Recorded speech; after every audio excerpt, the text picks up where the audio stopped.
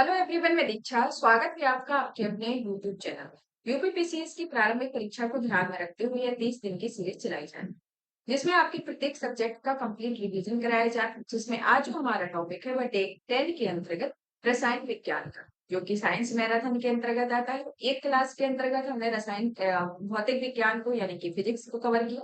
आज की जो क्लास है इसमें रसायन विज्ञान को कवर करेंगे। फिर आपकी जो नेक्स्ट क्लास होगी उसमें बायोलॉजी को कवर किया जाएगा, यानी कि आपकी जो अ, जीव विज्ञान है उसको कवर किया जाएगा। और फिर बाद में एक और लेक्चर आएगा जिसके अंतर्गत आपकी साइंस एंड टेक्नोलॉजी और जो भी साइंस से रिलेटेड क्वेश्चन आपके बनते हैं उन सभी को उस क्लास के अंतर्गत कवर किया जाएगा। तो आपका जो ये क्लास है, क्लास में जो साइंस की मैराथन है वो 3 सब्जेक्ट मतलब ये 4 क्लास में ये कवर की जाएगी। तो आज जो है हमारा ये साइंस यानी कि केमिस्ट्री का मैराथन है। केमिस्ट्री के मैराथन के अंतर्गत जिस तरीके के क्वेश्चन आपके क्वेश्चन आंसर के फॉर्मेट में पूछे जाते हैं उन्हीं का डायरेक्टली आपका लिया गया है। उन्हीं के संदर्भ में आपको ये बुक को कवर कराया जाना है। चलिए तो शुरू करते हैं आज के दिन की शुरुआत के।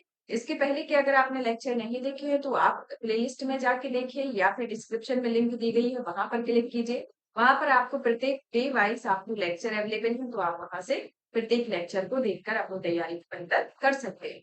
चलिए तो शुरू करते हैं। हमारा जो आज का टॉपिक आता है रसायन विज्ञान के बारे में। रसायन विज्ञान के संदर्भ में आता है कि इसमें सबसे पहले की परमाणु संरचना। परमाणु संरचना इसका पहला टॉपिक आता है, जिसमें आता है कि परमाणु जो है वह नाभिक के अवयव है। तो ये परमाणु किसके अवयव है? ये नाभिक के अवयव है। किस नाभिक के अवयव है? ये प्रोटॉन और न्यूट्रॉन के आते हैं। और परमाणु के नाभिक के मूल कण कौन होते हैं? प्रोटॉन और न्यूट्रॉन। तो परमाणु के नाभिक में मूल कण के रूप में या मूल अवयव के रूप में कौन है? प्रोटॉन और न्यूट्रॉन।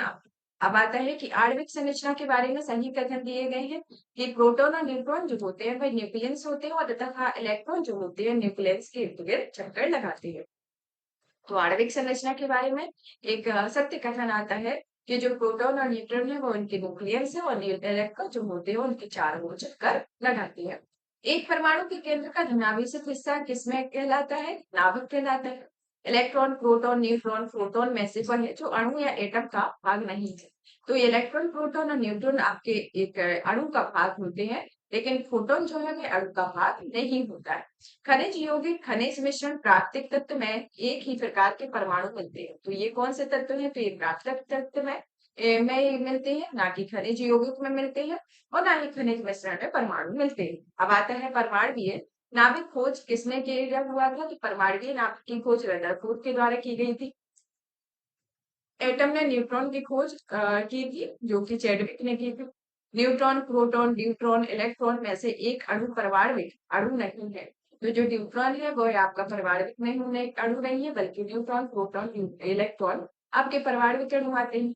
इलेक्ट्रॉन और proton, neutron, proton, electron, neutron, neutron कण में से कौन सा युग्म सही है? तो इसमें इलेक्ट्रॉन और प्रोजिट्रॉन का जो युग्म है वह सही आता है। न्यूट्रॉन, प्रोटॉन पाई में आसान और क्वार्क में मूलभूत कण होते हैं। तो ये क्वार्क में मूलभूत कण पाए जाते हैं। अब विशिष्टता और कण के बारे में दिया गया है। विशिष्टता के अंतर्गत शून्य द्रव्यमान जो है वह न्यूट्रिनो का रहता है। आंशिक आवेश जो आता है क्वार्क का आता है। आंशिक लक्षण पोजिट्रॉन का आता है और पूरा प्रचक्रण फोनॉन का आता है। तो ये जो विशिष्टता और कण है जिसमें शून्य द्रव्यमान न्यूट्रिनो, आंशिक आवेश क्वार्क, आंशिक प्रचक्रण पॉजिट्रॉन और पूर्णांक प्रचक्रण फोनॉन दिया गया है। तो इसके अंतर्गत इनकी विशिष्टता और एक कण है। अल्फा कण के दो धन आवेश होते हैं, इनका द्रव्यमान लगभग बराबर होता है। किसके बराबर होता है?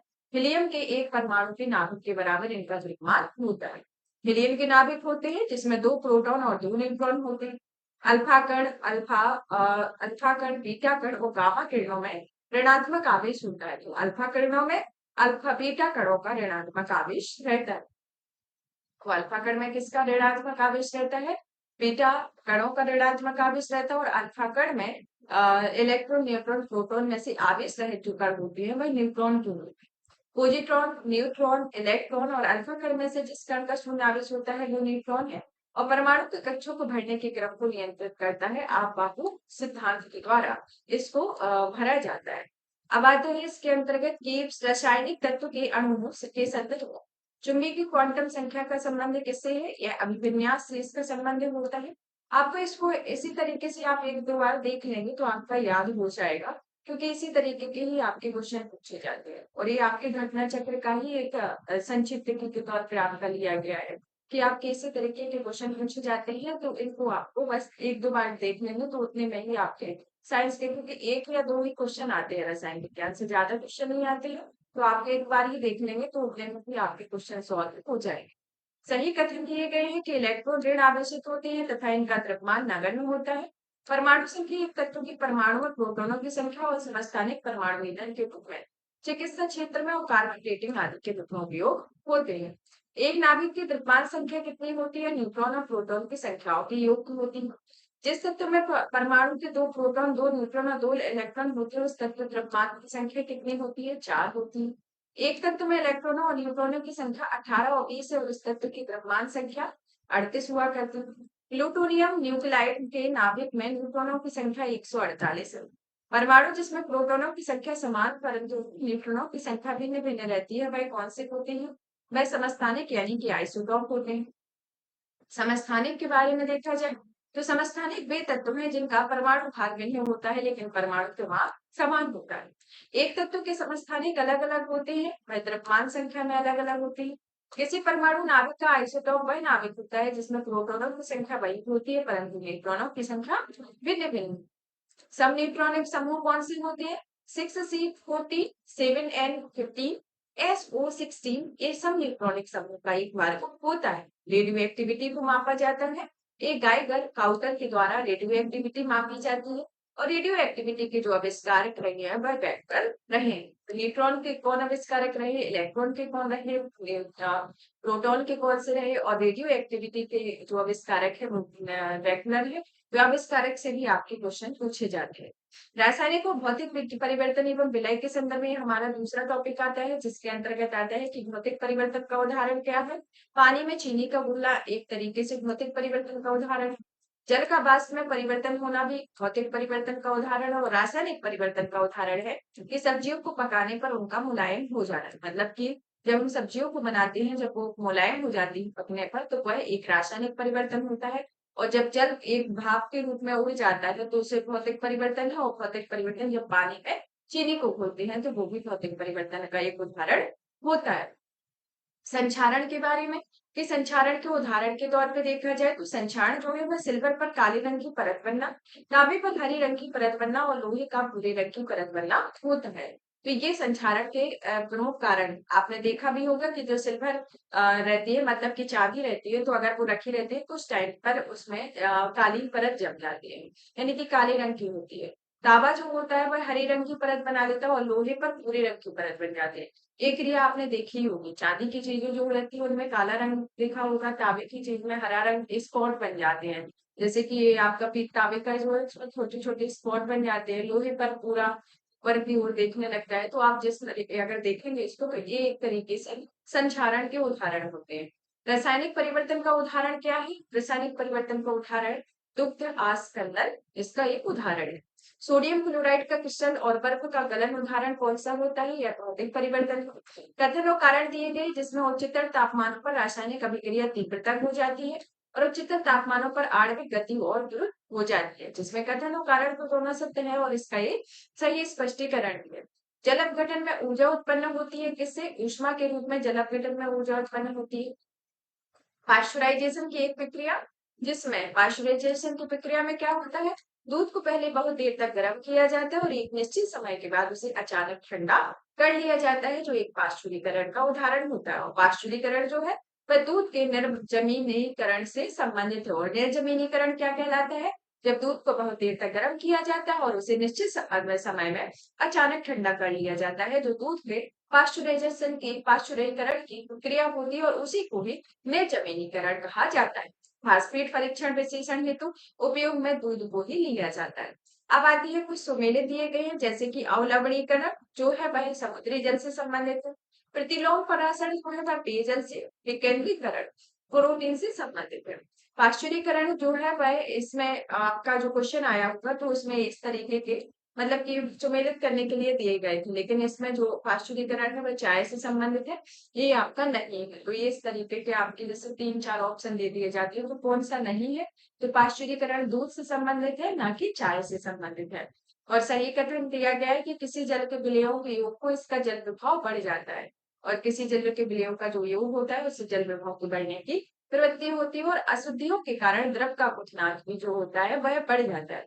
ऊंचाई की जगहों पर जाने पर 100 डिग्री सेंटीग्रेड के नीचे के तापमान पर उबलता है, क्योंकि वायुमंडलीय दबाव कम हो जाता है और उबलने का बिंदु भी नीचे आ जाता है।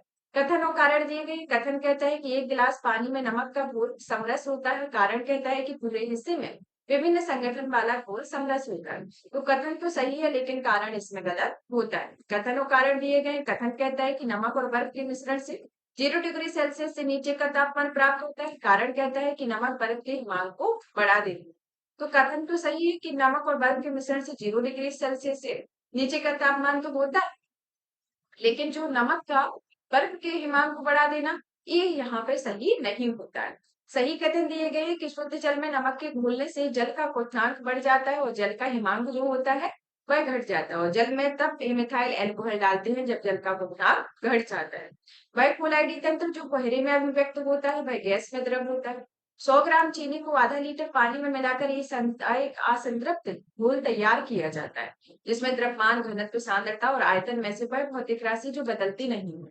तो जो आयतन होता है वह बदलता नहीं है। जब 100 ग्राम चीनी आप लेते हैं, आधा लीटर पानी में मिलाते हैं, तो एक घोल जब तैयार किया जाता है तो उसका द्रव्यमान भी परिवर्तित हो जाता है, घनत्व परिवर्तित हो जाता है, सांद्रता परिवर्तित हो जाती है, लेकिन जो आयतन होता है वह बदलता नहीं है। क्योंकि आपने देखा होगा जब किसी पानी में आप या फिर गिलास में ही चीनी को पानी में चीनी को मिलाते हैं, तो उसके आयतन नहीं बढ़ता है, उसका द्रव्यमान बढ़ जाएगा, सांद्रता बढ़ जाएगी, घनत्व बढ़ जाएगा, लेकिन आयतन में कोई परिवर्तन उसमें देखने को नहीं मिलता है। आता है कि परासरण के प्रक्रम में इसमें दिए गए हैं, तो इसमें दोनों ही कथन आपके सत्य नहीं है। अब आता है कि पानी की मिट्टी से जड़ों में जिस भौतिक क्रिया द्वारा गुजारा जाता है उसे क्या कहा जाता है?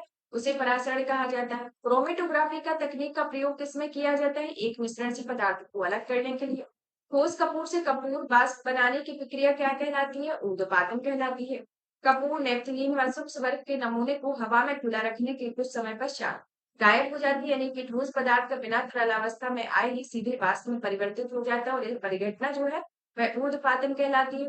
रेत और नेपथलीन के मिश्रण को अलग किया जाता है। किससे अलग किया जाता है? ऊर्ध्वपातन यानी कि सब्लिमेशन के द्वारा। एक ठोस में सीधे गैस में परिवर्तन की प्रक्रिया कौन सी कहलाती है? या ऊर्ध्वपातन कहलाती है।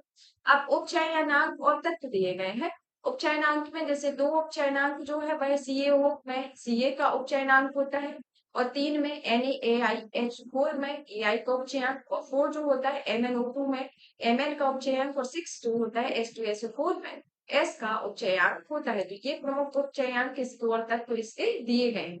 अब आता है अकार्बनिक रसायन के बारे में। तो अकार्बनिक रसायन के संदर्भ में सबसे पहले आता है कि यूनेस्को ने 1869 में प्रकाशित आवर्त सारणी में 150 वर्ष पूरे होने पर, जो 2019 में हुए थे, उस टाइम पर रासायनिक तत्वों की आवर्त सारणी को अंतरराष्ट्रीय वर्ष के रूप में मनाया गया। तो यूनेस्को के द्वारा जो 1859 में इस आवर्त सारणी को प्रकाशित किया गया था, प्रेजेंट में यूनेस्को के द्वारा इसके 150 वर्ष पूरे होने पर 2019 में रासायनिक तत्वों की आवर्त सारणी के अंतरराष्ट्रीय वर्ष के रूप में इसे मनाया गया। कथन और कारण दिए गए हैं। कथन कहता है कि रासायनिक तत्वों में आवर्त सारणी की इलेक्ट्रॉनिक बंधुता किसी एक वर्ग के सदैव ऊपर से नीचे बढ़ती है। कारण कहता है कि किसी एक वर्ग में परमाणुवीय त्रिज्याएं सामान्यतः ऊपर की ओर बढ़ती है। तो कथन तो इसमें गलत है, लेकिन कारण इसमें आपका सही है।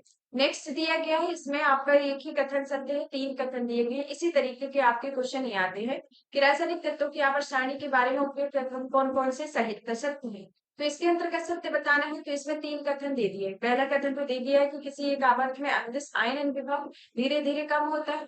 दूसरा कथन दे दिया है कि तत्वों के किसी एक वर्ग में जैसे जैसे परमाणु भार बढ़ता है इलेक्ट्रॉन बंधुता कम होती है।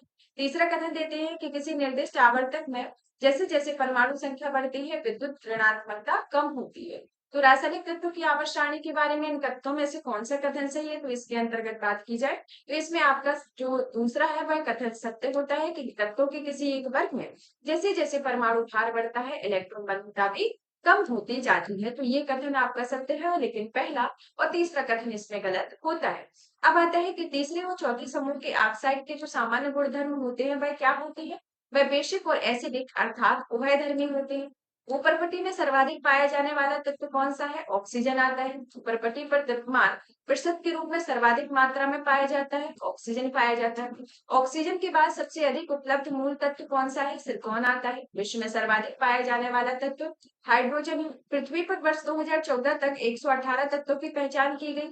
रेत, हीरा, संगमरमर तथा शक्कर के मूल तत्व हीरा है। हीरे का जो खनिजीय बनावट है वह कार्बन के जैसी है। और धातु, अधातु, गैस और उपधातु में से एक तत्व नहीं है। तो गैस जो है वह आपका तत्व नहीं है, बल्कि अधिकतर गैसें यौगिक होती है। तो ये आता है। अब हमारा नेक्स्ट टॉपिक आता है धातुएं, खनिज और अयस्क एवं उनके गुण धर्म के बारे में। तो इसमें आपका 2827 288 और 2882 में वह इलेक्ट्रॉन जो कि धातु तत्वों के रूप में होता है, तो वह इलेक्ट्रॉन कौन सा है?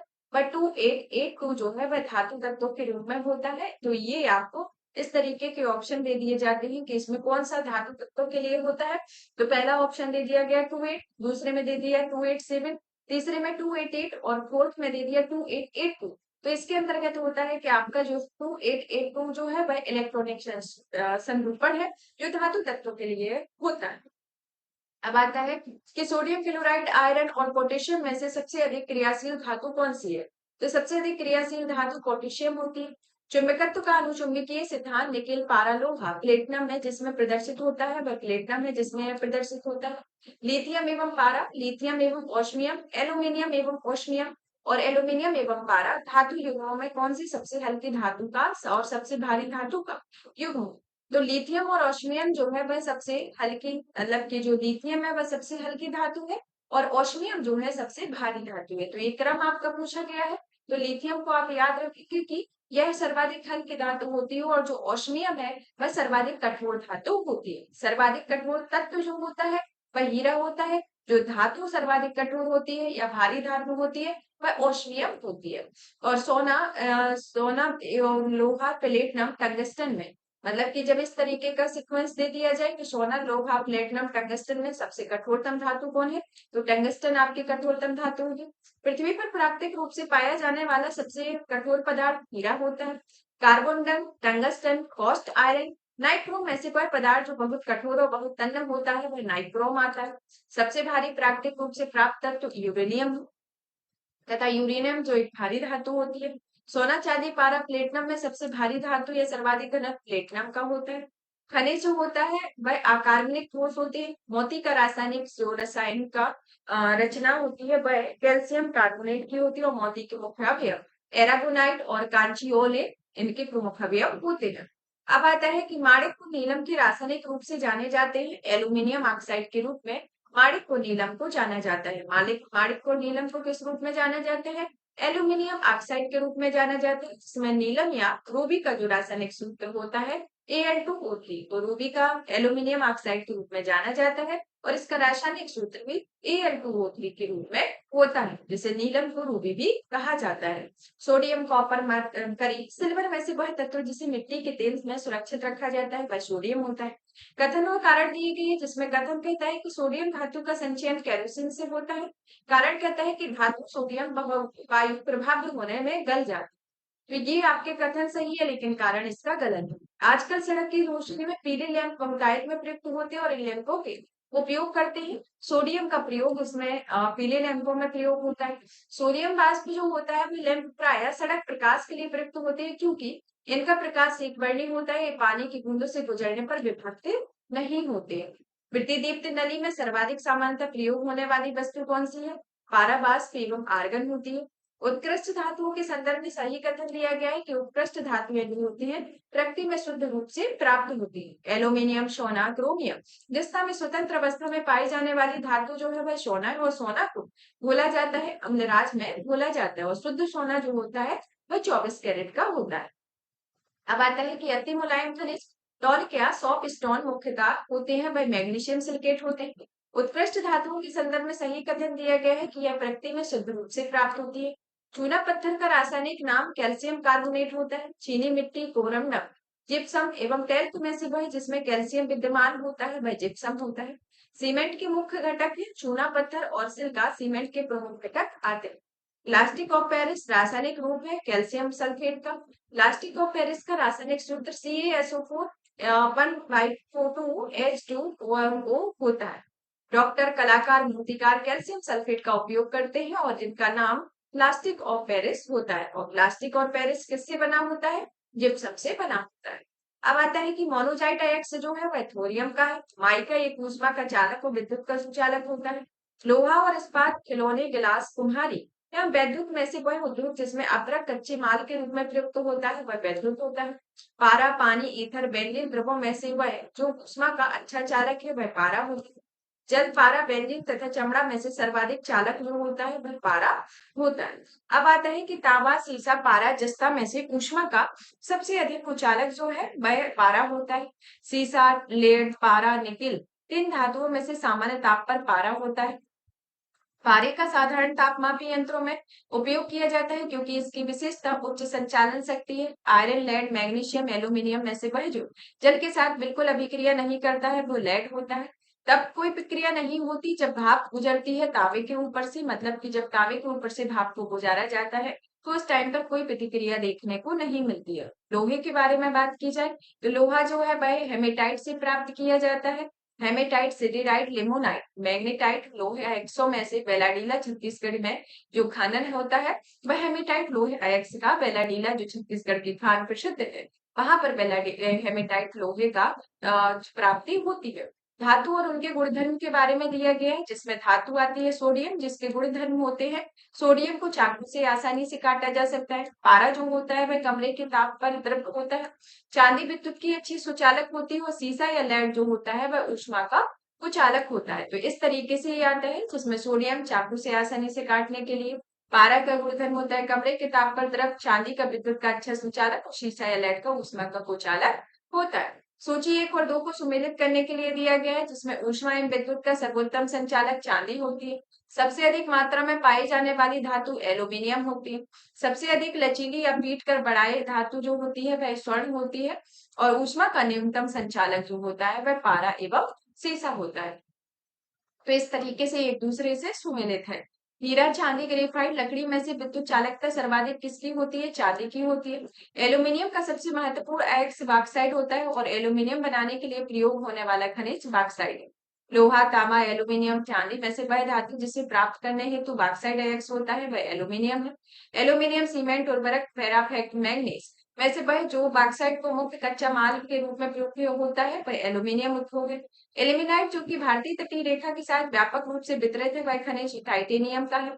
सही कथन दिया गया है कि कैल्शियम कार्बोनेट जो होता है वह दंत पेस्ट के एक अवयव के रूप में होता है। तो कैल्शियम कार्बोनेट जो होता है वह एक एल्यूमिनियम के दंत पेस्ट के रूप में होता है। अब इसमें कुछ सुमेलित दिए गए हैं जैसे कि भंजन जो है वह पेट्रोलियम के संदर्भ में है। प्रगलन जो होता है वह ताम्र का होता है। हाइड्रोजनीकरण की क्रिया खाद्य वसा में होती है और वल्कनीकरण जो है वह रबर से संबंधित होता है। और आता है एल्यूमिनियम। एल्यूमाइनियम जो है वह बॉक्साइट का एक्स है। कॉपर, तांबा, क्यूपराइट का, स्पारा, मरकरी शनिवार से संबंधित हो, जिंक या जस्ता, कैलामाइन से संबंधित हो, आयरन या लोहा जो होता है वह हेमेटाइट से संबंधित होता है। तो ये प्रमुख सुमेलित है। और भी अन्य सुमेलित आते हैं जैसे कि हीरा जो है वह कार्बन से संबंधित है।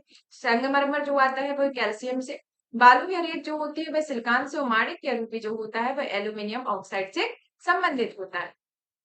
Aluminium, sodium, magnesium. मैग्नीज वैसे जल से हल्का होता है, सोडियम जो होता है वह जल से हल्का होता है। इस्पात, पारा, सोना और उनके घनत्व को अवरोही क्रम में सही क्रम दिया गया है जिसमें सोना, पारा, इस्पात है। बोरॉन, लोहा, सिलिकॉन, एल्यूमिनियम में सबसे उच्च गलनांक बोरॉन का होता है। जिस धातु कर्म प्रक्रिया के अंतर्गत धातु मिश्रित अवस्था में पाई जाती है वह प्रगलन होता है। कुछ मिश्र धातुएं दी गई जैसे स्टील, पीतल, ब्रॉन्ज, तांबा में मिश्र धातु नहीं है तो तांबा जो है वह मिश्र धातु नहीं होती। कथन और कारण दिए गए हैं। कथन कहता है कि जस्तेदार लोहे में जल्दी जंग नहीं लगता, और कारण कहता है कि यसद में अपचयन क्षमता होती है। तो ये कथन और कारण दो है, दोनों सही हो, दोनों का सही स्पष्टीकरण भी होता है। जस्तेदार लोहे की चादरें जंग से बचती हैं जबकि उसमें विद्यमान होती हैं यसद या जस्ते की परत इसमें विद्यमान होती है। गैल्वेनीकृत लोहे का लेप जो होता है वह जस्ते का होता है। लोहे धातु के क्षयकरण में आवश्यक ऑक्सीजन और नमी होती है। एल्यूमिनियम पृष्ठ प्रायः एनोडीकृत होती है और इसका अर्थ उस पर एल्यूमिनियम ऑक्साइड की परत का निक्षेपण होना होता है। अब आता है एल्यूमिनियम के बारे में कि वह धातु जिसमें बनाई गई मिश्र धातु को हवाई जहाज या रेल के डिब्बे के पुर्जों को काम लिया जाता है। पारद धातु जो मिश्रण होता है वह पारद युक्त मिश्र धातु होती है। अब आता है कि जस्ता तांबा मैग्नीशियम लोहा धातुओं में से अमलगम नहीं बनाता है। लोहा जो होता है वह अमलगम नहीं बनाता है। जस्ता तांबा, तांबा टिन, पारा जस्ता, सीसा जस्ता मिश्र धातुओं में अमलगम होता है। पारा जस्ता जो आता है वह अमलगम है। टांका एक मिश्र धातु है टिन एवं शीशे का। कांसा मिश्रित धातु होती है तांबा एवं टिन की।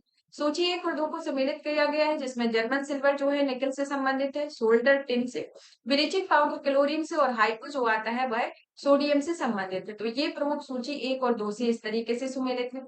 जर्मन सिल्वर में चांदी का प्रतिशत जो होता है 0% होता है। तांबा, एल्यूमिनियम, जस्ता, निकल में वह तत्व जो जर्मन सिल्वर में उपस्थित नहीं होता है वह एल्यूमिनियम होता है। तांबे के मिश्र धातुओं का जोड़ा है पीतल या कांसा। पीतल, कांसा, जर्मन सिल्वर, गन मेटल में तांबे की मात्रा अधिकतम होती है, वह कांसे में होती है। वह धातु जो पीतल, कांस्य या जर्मन सिल्वर में इन सभी में उभय घटक के रूप में विद्यमान होती है वह तांबा है। पीतल एक मिश्र धातु है तांबा और जस्ते की। पीतल जो होता है वह तांबा एवं जस्ते की मिश्र धातु होती है। मैग्नेटाइट एल्यूमिनियम का सबसे महत्वपूर्ण आयस्क होता है। परादित सम्मिश्रण वे पदार्थ होते हैं जिनमें पारा अनिवार्यतः सम्मिलित होता है और फोटोग्राफी में पोटेशियम नाइट्रेट प्रयुक्त होने वाला एक अनिवार्य रसायन होता है। तो इसके अंतर्गत आपके 3 कथन सकते हैं। पहला तो आपका पीतल, तांबा एवं जस्ते की मिश्र धातु है। तीसरा जो आता है वह परादित सम्मिश्रण होते हैं जिनमें पारा अनिवार्यतः सम्मिलित होता है। तो ये पहला और तीसरा कथन उसके अंतर्गत सही आते हैं।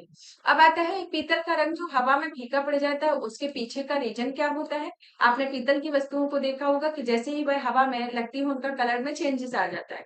तो उसके पीछे रीजन होता है कि हाइड्रोजन सल्फाइड की उपस्थिति के कारण उसमें हवा में ये फीका रंग देखने को मिलता है।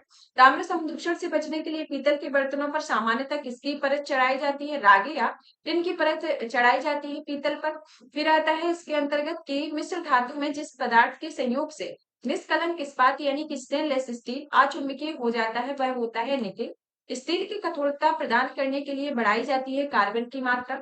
इस्पात स्लैग आधार सामग्री होती है। आधार सड़क के निर्माण में, कृषि मृदा में सुधार में और सीमेंट के उत्पादन में। तो स्टील स्लैग जो होता है उसका जो आधार जो तैयार करने के लिए एक तो जब सड़क बनाई जाती है तब इसका उपयोग किया जाता है। कृषि मृदा में सुधार करने के लिए इसका उपयोग किया जाता है और सीमेंट के उत्पादन के लिए भी इस्पात स्लैग यानी कि स्टील स्लैग का निर्माण यानी कि उपयोग किया जाता है। अब आता है नेक्स्ट की वह तत्व जो लोहे के साथ मिश्रित होने कर इस्पात बनाते हैं और उच्च ताप का प्रतिरोध कर सकते हैं, जिसमें उच्च कठोरता तथा अपघर्षण प्रतिरोधकता होती है, वह क्रोमियम में होती है। जंग रहित लोहा बनाने में प्रयुक्त होने वाली महत्वपूर्ण धातु जो है वह क्रोमियम है। स्टील के स्टेनलेस स्टील प्राप्त करने के लिए उनमें से कुछ तत्वों को मिलाकर उसे और अधिक संशोधित किया जाता है। कार्बन, सिलिकॉन, मैंगनीज, निकल में से वह तत्व जो उस कार्य के लिए प्रयुक्त नहीं किया जाता है वह सिलिकॉन। धब्बा रहित लोहा बनाने में लोहे के साथ प्रयुक्त होने वाली महत्वपूर्ण धातु जो है वह क्रोमियम आती है। स्टेनलेस स्टील मिश्र धातु है लोहा, क्रोमियम, मैंगनीज और कार्बन। क्रोमियम, निकेल, तांबा, टिन, जिंक में से वह धातु जो स्टेनलेस स्टील बनाने के लिए लोहे में मिलाई जाती है वह क्रोमियम और निकेल होती है। स्टील में होता है लगभग 0.1 से 2% कार्बन होता है और जंग लगने पर लोहे का भार बढ़ता है। जब जंग लगती है लोहे में तो उसके भार में भी बढ़ोतरी होती है। अब कथन और कारण दिए गए जिसमें कथन कहता है कि साधारणतः यह देखा गया है कि बस लोहे की वस्तुएं जो होती है जब वह वायुमंडल में अनासरित हो जाती है तब वे पूरे पाउडर की परत से आच्छादित हो जाती है जिसको जंग कहते हैं। जंग अथवा पूरा पाउडर पदार्थ जो होता है वो टैनिन के जमा होने से होता है। तो इसके अंतर्गत देखा जाए तो ये आपका गलत है, दूसरा वाला कथन। कारण गलत है लेकिन कथन इसके अंतर्गत सही है। अब आता है नेक्स्ट अधातुओं के बारे में। अधातुओं के संदर्भ में पहले अधातु के मतलब कि पहले के संदर्भ में आएगा कि कार्बन और उसके भिन्न रूपों के बारे में। तो हाइड्रोजन, कार्बन, नाइट्रोजन, ऑक्सीजन तत्वों में सर्वाधिक यौगिक निर्माण करते हैं कार्बन का। हीरा, ग्रेफाइट, कोयला में से कार्बन सभी के होते हैं। ग्रेफाइट और हीरे के में कौन सा सही कथन है कि वे एक समान रासायनिक प्रतिक्रिया से गुजर सकते हैं। केवलार, लेक्सोन, ग्रेफीन, स्पाइडर सिल्क में से केवल कार्बन से बना हुआ होता है ग्रेफीन। ग्रेफीन एक होता है कार्बन का नैनो प्रतिरोध। हीरा, ग्रेफाइट, ऑक्सी कार्बन फ्लोन्स में से कार्बन का अपरूपण नहीं होता ऑक्सो कार्बन के द्वारा। पेंसिल का लेड जो होता है वह ग्रेफाइट का होता है और ग्रेफाइट जो होता है वह स्नेह क्या ल्यूब्रिकेंट के रूप में प्रयोग किया जाता है। उष्मागतिकीय या थर्मोडायनामिकल रूप में कार्बन का सबसे स्थिर जो होता है वह ग्रेफाइट हो। कार्बन के तीसरे अपरूपी की खोज 3 वैज्ञानिकों की टीम द्वारा की गई जिन्हें रसायन विज्ञान के दौर में का एक नोबेल प्राइज भी दिया गया।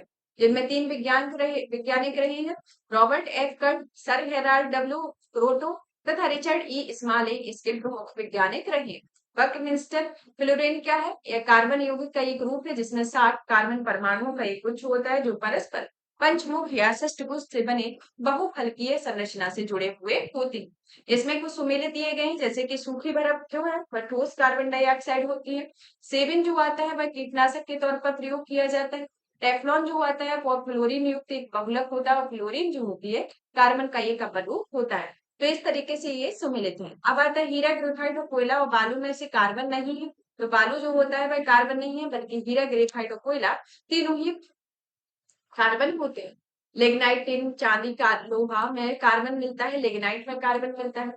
कोयले के बिटुमिनस कोयला, लिग्नाइट, पीट एवं एंथ्रेसाइट प्रकारों में वह जिसमें एक से इस प्रकार के अपेक्षा अधिक प्रतिशत कार्बन अंश होता है वह एंथ्रेसाइट में पाया जाता है। ढलवा लोहा, पिटवा लोहा, स्टील, मिश्र धातु स्टील में से कार्बन की मात्रा किसमें अधिकतम होती है? ढलवे लोहे में अधिक होती है। हीरा, क्वार्ट्ज, गंधक तथा ग्रेफाइट में रवा या क्रिस्टल नहीं है, वह गंधक के हैं। कांच पर उत्कीर्ण किया या गया या खरोचा गया होता है जिसमें पहला हीरा से, दूसरा हाइड्रोक्लोरिक अम्ल से, तीसरा रेजिया या अम्लराज से, चौथा सल्फ्यूरिक अम्ल से। तो इसके अंतर्गत हीरा से ये खरोचित किया कांच पर खरोच की जा सकती है और हाइड्रोक्लोरिक अम्ल से कांच को खरोचा या उत्कीर्ण किया जा सकता है। हीरे की बिक्री पर भार की इकाई कैरेट में होती है और इसमें एक कैरेट जो होता है वह 200 मिलीग्राम के बराबर होता है। एक कैरेट किसके मिलीग्राम के बराबर होता है? 200 मिलीग्राम के बराबर होता है। और एक कैरेट की जो इकाई होती है वह हीरे की बिक्री के भार की इकाई के लिए उपयोग की जाती है। ग्राफीन के संदर्भ में इसमें कथन दिए गए हैं जिसमें पहला कथन आता है कि भाई एक आयामी पदार्थ है जो उसकी विद्युत चालकता इसमें उच्चतम होती है। दूसरा आता है कि अब तक वह जांचे गए सबसे तनु किंतु सबसे शक्तिशाली पदार्थों में से यह है और वह पूर्णतः सिलिकॉन से बना होता है और उसका चार्ज पारदर्शिता होती है और इसका टच स्क्रीन एलसीडी और कार्बन एलईडी के लिए चालक इलेक्ट्रोड के रूप में प्रयुक्त होता है। तो इसके अंतर्गत ग्राफीन के अंतर्गत कौन कौन से सत्य कथन है? तो इसमें आपका पहला कथन सत्य है, दूसरा कथन सत्य है, चौथा कथन सत्य है, लेकिन जो तीसरा वाला कथन है वह इसके अंतर्गत सत्य नहीं आता है। अब आता है इसके अंतर्गत कि जर्मन सिल्वर, पीतल, स्टील और ग्रेफीन में सर्वाधिक मजबूत धातु जो है वह ग्रेफीन होती है। निम्नलिखित कथनों पर विचार कीजिए जिसमें पहला कथन कहता है कि कैल्शियम सल्फेट की उपस्थिति में जल की कठोर बना देती है और वह उपयोग योग्य नहीं रहता। दूसरा कहता है कि हीरा, तांबा लोहे से कठोर होता है। तीसरा आता है कि वायु का मुख्य घटक ऑक्सीजन होता है और चौथा आता है कि नाइट्रोजन वनस्पति घी के निर्माण में प्रयुक्त होता है। तो इसके अंतर्गत आपका पहला और दूसरा कथन सत्य है। इसमें कैल्शियम सल्फेट की उपस्थिति में जल को कठोर बना देती है और उसका उपयोग जो होता है वह योग्य नहीं होता। हीरा, तांबा और लोहे से अधिक कठोर होता है। तो पहला और दूसरा कथन इसके अंतर्गत सही आता है। नेक्स्ट आता है कि बॉक्साइट, फास्फोरस, ग्रेफाइट और सिलिकॉन आयन में से सबसे भारी मशीनों में उपयोग किए जाने वाले स्नेहक जो है वह ग्रेफाइट होता है। सूक्ष्म बर्फ किसे कहा जाता है? ठोस कार्बन डाइऑक्साइड को सूक्ष्म बर्फ कहा जाता है। सल्फर, सिलीनियम, ब्रोमीन, फास्फोरस धातुओं में से वह एक जो विद्युत का मंद चालक नहीं है। तो यह सिलीनियम जो है वह एक विद्युत का मंद चालक नहीं होता है और ये आपके सल्फर, ब्रोमीन और फास्फोरस आधार जो होती है वह विद्युत में एक मंद चालक के तौर पर कार्य करती है।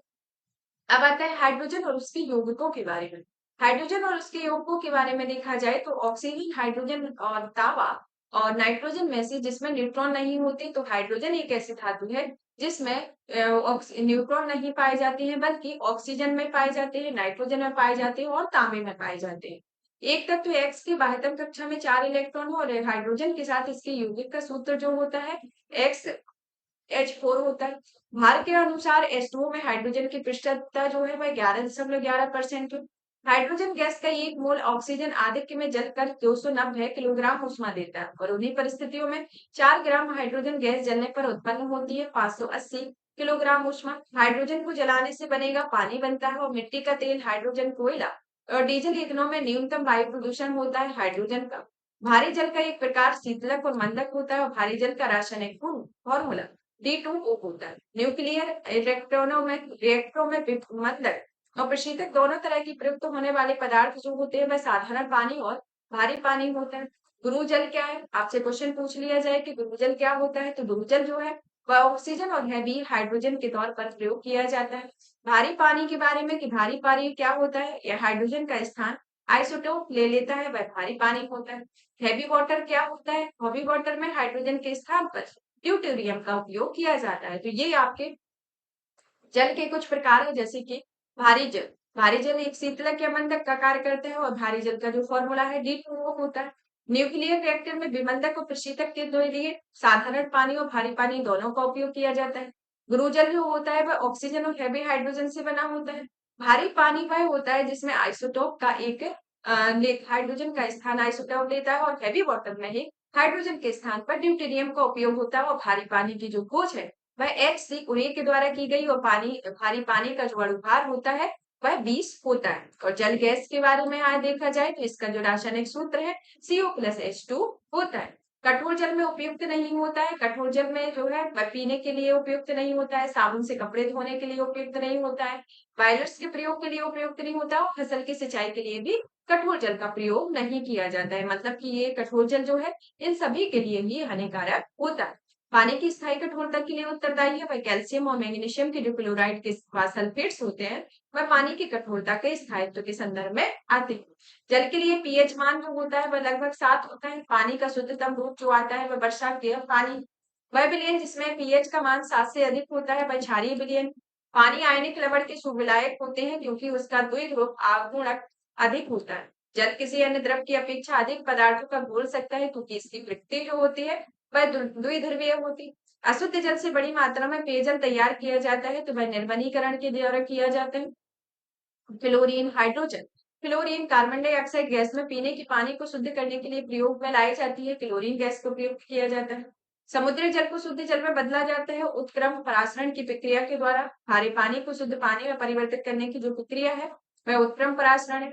फिटकरी गंदले पानी को स्वच्छ करती है। इस गंदन की प्रक्रिया के द्वारा वनस्पति तेल से वनस्पति घी का प्रयुक्त गैस जो है वह हाइड्रोजन है और वनस्पति तेलों के हाइड्रोजनीकरण के लिए निकेल उत्प्रेरक का प्रयोग किया जाता है। तो इस तरीके से ये पानी के संदर्भ में विभिन्न विभिन्न तरीके से बताया गया है जो हमारा ये टॉपिक था।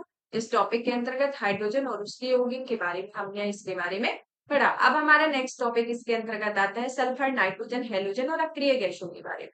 तो हाइड्रोजन, ऑक्सीजन, हीलियम और कार्बन डाइऑक्साइड में से नोबल गैस कौन सी है? तो हीलियम जो होती है वह एक नोबल गैस है और ऑक्सीजन, क्रिप्टॉन और एक्टिनियम, रेडॉन में से वह तत्व जो नोबल गैस नहीं है।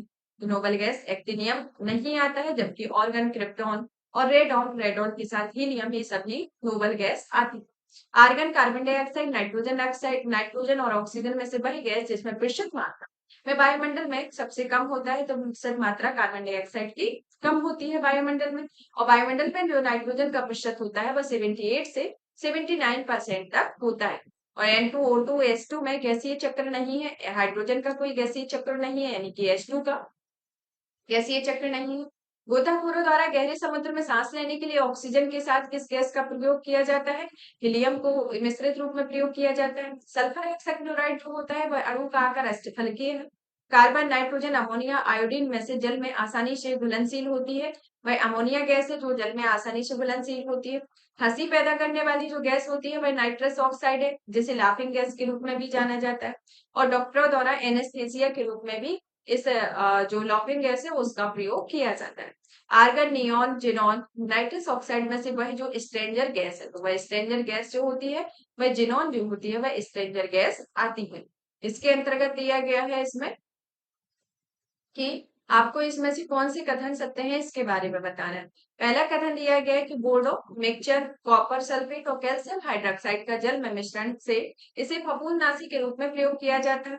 दूसरा आता है कि बोरिक अम्ल औषधि उद्योग और खाद्य परिरक्षक के रूप में प्रयुक्त होता है।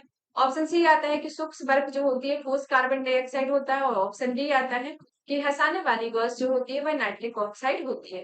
तो इसमें एबीसीडी कथन दिए गए हैं तो इसमें आपका एबीसी सही है लेकिन डी में जो हंसाने वाली गैस है वह आपकी नाइट्रस ऑक्साइड है ना कि नाइट्रिक ऑक्साइड। अगर इसमें नाइट्रस ऑक्साइड होता तो यह भी कथन आपका सत्य होता तो चारों ही कथन सत्य होते लेकिन प्रेजेंट में इसमें नाइट्रिक ऑक्साइड दिया गया है जबकि इसका आंसर जो है वह नाइट्रस ऑक्साइड है तो आपका ये बी सी ही अकेले और सत्य कथन होगी। नाइट्रोजन से मुक्त होता है स्थल मंडलीय और वायुमंडलीय नाइट्रोजन की मात्रा जो होती है वह अप्रभावित होती है। वायुयानों के टायरों में भरने के लिए प्रयोग की जाती है नाइट्रोजन गैस का। मैंगनीज, नाइट्रोजन, मैग्नीशियम, सल्फर में से वह तत्व जिसकी कमी को पूरा करने के लिए कीट भक्षी पौधे कीटों को पकड़ते और उनका भक्षण करते हैं वह नाइट्रोजन है। कीट भक्षी पौधे जिस मृदा में उगते हैं उसमें कमी की होती है नाइट्रोजन की। जैविक नाइट्रोजन निर्धारण से संबंधित है नीला, हरा, सेवन। सामान्यतः गुब्बारे में भरी जाती है हीलियम गैस। वायु भरे गुब्बारे में हीलियम को हाइड्रोजन की अपेक्षा वरीयता दी जाती है क्योंकि यह वायु के साथ विस्फोटक मिश्रण नहीं बनाते। क्लोरीन, ब्रोमीन, आयोडीन, फ्लोरीन को में से सामान्य ताप पर ठोस अवस्था में होती है। आयोडीन, ग्लाइसिन, एलानिन, सेरिन में ऑप्टिकल सक्रिय नहीं है, ग्लाइसिन होता है। हैलोजन में सबसे अधिक अभिक्रियाशील जो है वह फ्लोरीन है। ब्रोमीन जो होता है वह एक लाल द्रव है। वह हैलोजन जिसका उपयोग पीड़ाहारी के रूप में किया जाता है वह ब्रोमीन होता है। हाइड्रोजन, ऑक्सीजन, ब्रोमीन, आयोडीन में से वह तत्व जो द्रव में पाया जाता है वह ब्रोमीन आता है। ट्यूबलाइट जो निम्न दाब पर भरी जाती है, नियोन, आर्गन और वाष्प जो होती है उसे ट्यूबलाइट में निम्न दाब पर भरी जाती है। और ट्यूबलाइट में भरी जाने वाली जो गैस होती है वह कम दाब या नियोन और आर्गन गैस को तो कम दाब पर पानी की वाष्प के रूप में इस गैस को भरा जाता है, तो इसके अंतर्गत आती है। अब हमारा नेक्स्ट टॉपिक आता है अम्ल, क्षार एवं लवण के बारे में। अम्ल के संदर्भ में बात की जाए तो हम सबसे पहले हमारा क्वेश्चन आता है कि एंटासिड होते हैं। एंटासिड कौन से होते हैं? भस्म होते हैं जिन्हें बेस कहा जाता है। स्वर्णकारों द्वारा प्रयोग किया जाने वाला एक कोरेजिया बनाया जाता है जो इसको नाइट्रिक अम्ल और हाइड्रोक्लोरिक अम्ल को मिलाकर बनाया जाता है। पीएच का एक मूल्यांक होता है, एक घोल के अम्लीय और क्षारीय होने के मूल्यांक में होता है। एक घोल का पीएच 3 से 6 तक बदलता है और इसमें एच आयन का सांद्रता होती है 1000 गुना कम हो जाती है। उदासीन विलयन या आसुत जल का पीएच मान होता है 7 होता है। अम्लीय जल का पीएच मान 7 से कम होता है और एक विलयन जो लाल लिटमस को नीला कर देता है जिसका पीएच मान 7 से अधिक होता है। रासायनिक उद्योग में वह तेजाब जो मूल रासायनिक माना जाता है वह H2SO4 होता है। कॉपर सल्फेट का जलीय घोल अम्लीय होता है क्योंकि इस लवण में जल का अपघटन होता है। आयोडीकृत लवण में रहता है potassium iodide AlCl3, BF3, NH3, FeCl3 में से लुईस अम्ल नहीं है NH3। कथन और कारण दिए गए हैं। कथन कहता है कि सल्फ्यूरिक अम्ल को तनु बनाने के लिए पानी में अम्ल में मिलाया जाता है, न कि अम्ल में पानी। और कारण कहता है कि पानी की विशिष्ट ऊष्मा बहुत अधिक होती है। इसमें कथन और कारण दोनों ही आपके सत्य है। जल में कार्बन डाइऑक्साइड प्रवाहित करने वाला बड़ा सोडा वाटर होता है अम्लीय प्रकृति का। चूहे का पानी दूधिया हो जाता है CO2 के कारण। वही अम्ल जिसमें ऑक्सीजन नहीं होती वह हाइड्रोक्लोरिक अम्ल होता है जिसे नमक का अम्ल भी कहा जाता है। अब आता है कि केरोसिन, कांच, मिट्टी, सीमेंट में ऑक्सीजन अनुपस्थित होती है। केरोसिन जो होता है जिसमें ऑक्सीजन की अनुपस्थिति होती है, बल्कि कांच, मिट्टी और सोडियम में ऑक्सीजन की उपस्थिति होती है। नीलत का जो रासायनिक रूप है आपका डायरेक्ट पूछा जाता है कि नीलत का रासायनिक रूप क्या होगा, तो वह कॉपर सल्फेट होगा। और कॉपर सल्फेट को ही पानी की टंकी में जो फंगस लगी रहती है उनको नष्ट करने के लिए भी कॉपर सल्फेट का इस्तेमाल किया जाता है। एक अज्ञात गैस जो कि जल में शीघ्रता से घुल जाती है और गैस युक्त जलीय घोल में लाल लिटमस को नीला कर दी और यह गैस हाइड्रोजन क्लोराइड के साथ सफेद धूम्र भी देती है। यह अज्ञात गैस कौन सी है? ये अमोनिया गैस होती है जो कि हाइड्रोजन जो लाल लिटमस को नीला कर देती है। कुछ सुमेलित दिए गए हैं जैसे कि वॉशिंग सोडा जो है जिसका प्रयोग मतलब किस में प्रयोग होता है? वॉशिंग सोडा जो आता है वह सोडियम कार्बोनेट। कास्टिक सोडा का प्रयोग सोडियम हाइड्रोक्साइड में, नीलत का कॉपर सल्फेट में, हाइपो का सोडियम थायोसल्फेट में, एप्सम सॉल्ट का मैग्नीशियम सल्फेट में। बेकिंग सोडा का इस्तेमाल सोडियम बाइकार्बोनेट के रूप में होता है। ब्लीचिंग पाउडर का जो इस्तेमाल है कैल्शियम ऑक्सीक्लोराइड के रूप में, वॉशिंग पाउडर का सोडियम कार्बोनेट में। प्लास्टिक और पेरिस का इस्तेमाल जो है कैल्शियम सल्फेट हेमिहाइड्रेट के रूप में होता है। खाने का सोडा जो होता है वह सोडियम बाइकार्बोनेट के रूप में प्रयुक्त होता है। और बेकिंग सोडा का जो रासायनिक सूत्र है NaSCO3 होता है और बेकिंग सोडा जो होता है वह सोडियम हाइड्रोजन कार्बोनेट के रूप में प्रयुक्त हो जाता है। और यह एक तरीके से इसका जो धोने के सोडे का रासायनिक सूत्र होता है वह Na2CO3 होता है। अब निम्नलिखित कथन दिए गए हैं जिसमें दो कथन है। कथन की पहचान करनी है कि कौन कौन से कथन सत्य है। पहला कथन दिया गया है कि निर्जल सोडियम कार्बोनेट साधारणतः पाक सोडा या फिर बेकिंग सोडा के रूप में जाने जाते हैं। दूसरा आता है कि अग्निशामकों में पाक सोडा या बेकिंग सोडा का उपयोग होता है। तीसरा आता है कि व्यंजन चूर्ण का उत्पादन हैसन क्लीवर संयंत्र में होता है। तो इसमें आपका दूसरा और तीसरा कथन जो है वह सत्य है, जबकि पहला कथन इसके अंतर्गत असत्य होता है। नेक्स्ट आता है कि calcium carbonate, sodium chloride, potassium chloride तथा मैग्नीशियम सल्फेट में वह लवण जो सागर में सर्वाधिक पाया जाता है, तो सोडियम क्लोराइड जो है वह सागर में सर्वाधिक पाया जाता है। खाने का नमक यानी कि NaCl बनता है, ये किससे बनता है? मजबूत अम्ल एवं क्षार से बनता है। कुछ सत्य कथन दिए गए हैं जिसमें पहला कथन दिया गया है कि NaCl की मौजूदगी में प्लास्टिक और पेरिस के स्थान में वृद्धि दर होती है। दूसरा कथन दिया गया है कि सीमेंट में जिप्सम का योग उसके उत्पाद स्थापन दर पर मंद करने के लिए किया जाता है। ऑप्शन सी आता है कि सभी क्षारीय मृदा धातुएं जलायोजित लवण उत्पन्न करती है। और ऑप्शन डी आता है कि बेरियम तथा स्टार्च सेम प्रकृति में मूल रूप से पाए जाते हैं। तो इसके अंतर्गत आपको बताना है, तो इसमें आपका ए बी सी जो कथन है वह आपके तीनों सही हो जाते हैं, बल्कि डी जो है असत्य है। व्यंजक जोड़ के लिए निम्न कथनों पर विचार कीजिए। तो व्यंजक जोड़ के संदर्भ में इसमें कथन दिए गए हैं। तो पहला कथन दिया गया है कि जल में अधिक विलय होता है। दूसरा दिया गया है कि जल हल्के पीले रंग का चूर्ण होता है। तीसरा आता है कि ऑक्सीकारक है। और ऑप्शन डी आता है कि तनु अम्ल की प्रतिक्रिया में क्लोरीन निष्कासित होता है। तो इसमें आपका पहला वाला जो कथन है वह असत्य है, बल्कि बी सी डी जो है वह तीनों ही सत्य है। नेक्स्ट आता है कि ब्लीचिंग पाउडर में क्या होता है। ब्लीचिंग पाउडर में कैल्शियम ऑक्सीक्लोराइड और कैल्शियम हाइपोक्लोराइड आता है। जब इनो लवण को जल में डाला जाता है तो बुलबुले बनते हैं। जब आपने इनो को यूज किया होगा, जब आप खाने के जब पानी मतलब कि जल के साथ उसको लेते हैं या आपको किसी घोल में यूज किया जाता है, जो भी डिशेस बनाई जाती है ज्यादातर इनो का यूज किया जाता है जिससे खमीर उठ जाए। तो इसके लिए जो यूनो को जब आप जैसे नॉर्मल पानी में आपने एक गिलास लिया, उसमें यूनो को जब डालते हैं तो उसमें देखते हैं कि एकाएक ऊपर ऊपर बुलबुले उठते हैं बहुत ज्यादा। तो उसमें किसके कारण ये बुलबुले उठते हैं, तो बुलबुले जो बनते हैं वह CO2 गैस के कारण इसमें बुलबुले बनते हैं। फोटोग्राफी प्लेट को विकसित करने में प्रयुक्त होता है सोडियम हाइड्रोसल्फेट, जो कि उपचार की भांति उपयोग होता है। Chrome red, sodium hydrosulphate, hydrogen peroxide, calomel पदार्थों में से वह पदार्थ जो कि फोटोग्राफी में होता है और यह एक एंटीक्लोर के रूप में प्रयुक्त होता है, वह सोडियम थायोसल्फेट होता है। फोटोग्राफी में स्थायीकरण हेतु प्रयुक्त होने वाली हाइपोविलियन जलीय विलयन होता है, वह एक तरीके से सोडियम थायोसल्फेट का। सिल्वर ब्रोमाइड जो होता है वह फोटोग्राफी में प्रयुक्त होता है सिल्वर आयोडाइड कृत्रिम वर्षा में। लिथियम बाइकार्बोनेट गठिया के उपचार में। दूध या मैग्नीशिया जो होता है वह प्रति अम्ल के रूप में होता है। फोटोग्राफी में उपयोगी तत्व आता है वह सिल्वर ब्रोमाइड है। फोटोग्राफी की प्लेट की परत चढ़ाई जाती है सिल्वर ब्रोमाइड की। और आयनी यौगिकों से संबंधित निम्न कथन दिए गए हैं, जिसमें आपका पहला कथन सत्य है कि आयनी यौगिक जो होते हैं वह एल्कोहल में अम्लीय होते हैं। और एल्कोहल पानी शहद गैसोलीन में सबसे अधिक सयान जो होता है या सबसे अधिक सयानता शहद में होती है। अब हमारा नेक्स्ट टॉपिक आता है कार्बनिक रसायन के रूप में, जिसमें पहले नंबर पर आते हैं हाइड्रोकार्बन। यह अनुकारित आदिम भूमि परिस्थितियों में प्रादुर्भाव का जो सही क्रम दिया गया है, जिसमें मीथेन, हाइड्रोजन साइनाइड और नाइट्रल ऑक्साइड एवं अमीनो अम्ल का एक सही क्रम हो। सभी जैव यौगिकों का अनिवार्य मूल तत्व जो होता है वह कार्बन होता है। सर्वाधिक आवश्यक मूल तत्व जो आता है सभी जैव यौगिकों में कार्बन होता है। हाइड्रोजन, ऑक्सीजन, सोडियम और दूसरा मतलब कि इसमें आपको चार कथन दिए गए हैं, चार मतलब कि तत्व दिए गए हैं जो एक क्रम में दिए गए हैं। तो इनमें बताना है कि एक पृथ्वी पर जीवन की उत्पत्ति के लिए कौन कौन से तत्व उत्तरदायी रहे। Option A hydrogen, oxygen, sodium. Option B carbon, hydrogen, nitrogen. Option C oxygen, calcium, phosphorus. और option D carbon, hydrogen, potassium. तो इसके अंतर्गत जो आपका ऑप्शन आता है वह बी आता है, क्योंकि पृथ्वी की उत्पत्ति यानी कि जीवन काल से संबंधित जो हमारे लिए उत्तरदायी कारक है वह कार्बन, हाइड्रोजन और नाइट्रोजन आदि है।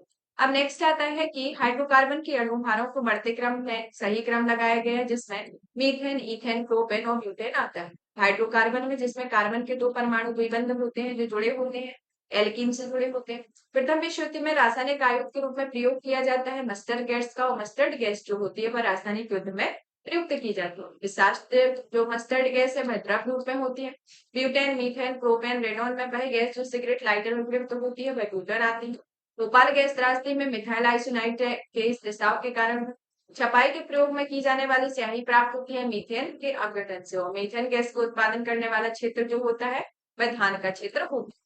सूची 1 और 2 को सुमेलित करने के लिए दिया गया है, जिसमें इलेक्ट्रोकार्डियोग्राफी हृदय विदारक के रूप में प्रयोग किया जाता है। डीडीटी जो है वह कीटनाशक है। और निकोटीन जो आता है तंबाकू के रूप में इसका प्रयोग होता है। फल पकाने में सहायता करता है एथिकॉन।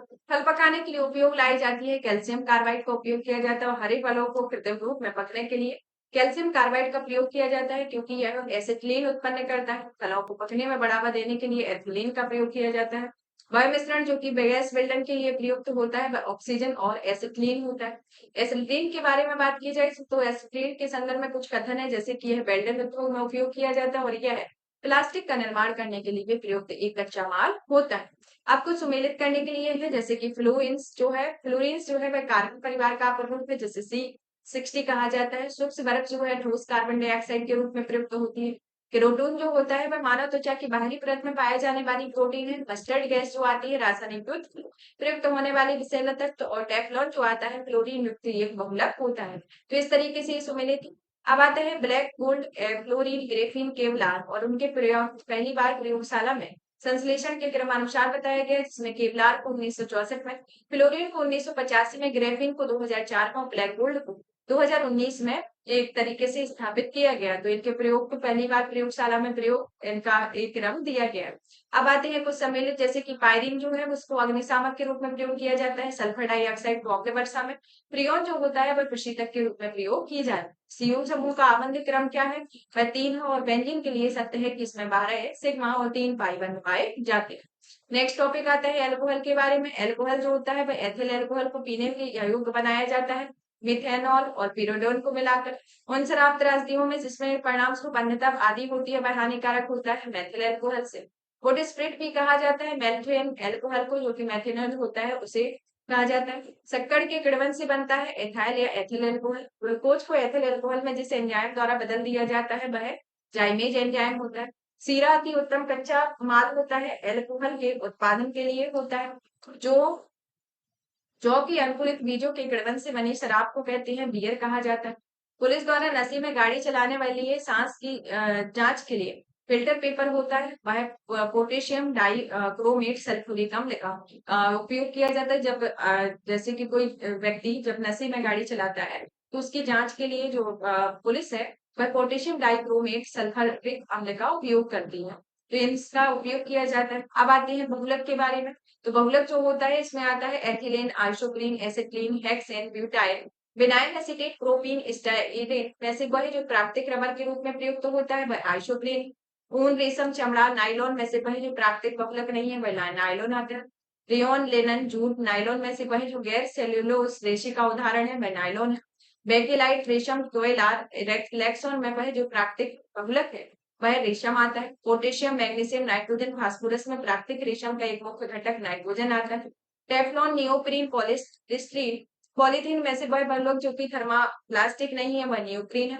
घी, स्टार्च, प्रोटीन या रुई में बहुलक नहीं है, घी जो होता है वह बहुलक नहीं होता। अब आता है पॉलीथीन बनाने के लिए जिस गैस का प्रयोग किया जाता है वह एथिलीन गैस का प्रयोग किया जाता है और पॉलीथीन के संश्लेषण के उपयोग में एथिलीन गैस होती है। प्लास्टिक से उत्पन्न गैस होती है वह पॉलीएथिलीन होती है। पॉलीएथिलीन टेरेफ्थैलेट के संदर्भ में जिसका हमारे जीवन पर बहुत व्यापक असर पड़ता है वह आता है किसके तंतुओं में? ऊन और कपास के तंतुओं के साथ उनके गुणधर्मों की प्रबलित करने हेतु और सम्मिश्रित किया जाता है, जिससे बनी बोतलों को रिसाइकिल करके उनके उनमें उत्पाद बनाए जाते हैं। बुलेट प्रूफ जो वस्त्र हैं बनाए जाते हैं पॉलीएमाइड से। और बुलेट प्रूफ बनाने के लिए व्यापक रूप से प्रयुक्त होने वाला बहुलक जो होता है वह पॉलीएमाइड होता है। पॉलीकार्बोनेट, पॉलीयूथिलीन, पॉलीस्टेराइड, पॉलीएमाइड में से वह बहुलक जो बुलेट प्रूफ खिड़की बनाने के लिए प्रयोग किया जाता है वह पॉलीकार्बोनेट होता है। तो जो बुलेट प्रूफ खिड़की बनाई जाती है वह पॉलीकार्बोनेट की बनाई जाती है और जो बुलेट प्रूफ वस्त्र जो बनाए जाते हैं, जो बुलेट प्रूफ जैकेट जो बनाई जाती है वह पॉलीएमाइड की बनाई जाती है, क्योंकि ये पदार्थ को बनाने का जो रीजन होता है कि वो उसमें अधिक मात्रा में पॉलीएमाइड की उपस्थिति होती है। और जो बुलेट प्रूफ जैकेट जो है इनके लिए जो प्रयुक्त बहुलक है वह केवलार होता है। रेशेदार कांच, गन मेटल, शीशा, लेमिनेटेड या पटले कांच में से बुलेट प्रूफ जैकेट बनाने के लिए जो प्रयोग होता है वह लेमिनेटेड पतले कांच का प्रयोग होता है। केवलार, गिब्रेलिन, लेक्सोन में से वह बहुलक जिनका उपयोग बुलेट प्रूफ वस्तुओं को बनाने में किया जाता है तो वह केवलार और लेक्सन है जिसका उपयोग बुलेट प्रूफ वस्तुओं को बनाने में किया जाता है। इसमें सत्य कथन दिए गए हैं, जिसमें पहला कथन दिया गया है कि टेफ्लॉन तथा डेक्रोन बहुलक है। दूसरा दिया गया है कि नियोप्रोन संश्लेषित रबर होते हैं। तीसरा पॉलीथीन पॉलीएथिलीन का बहुलक है और चौथा प्राकृतिक रबर क्लोरोप्रीन होता है। सत्य कथन बताना है तो इसमें पहला, दूसरा, तीसरा जो है एक तरीके से सत्य है, चौथा इसमें असत्य होता है।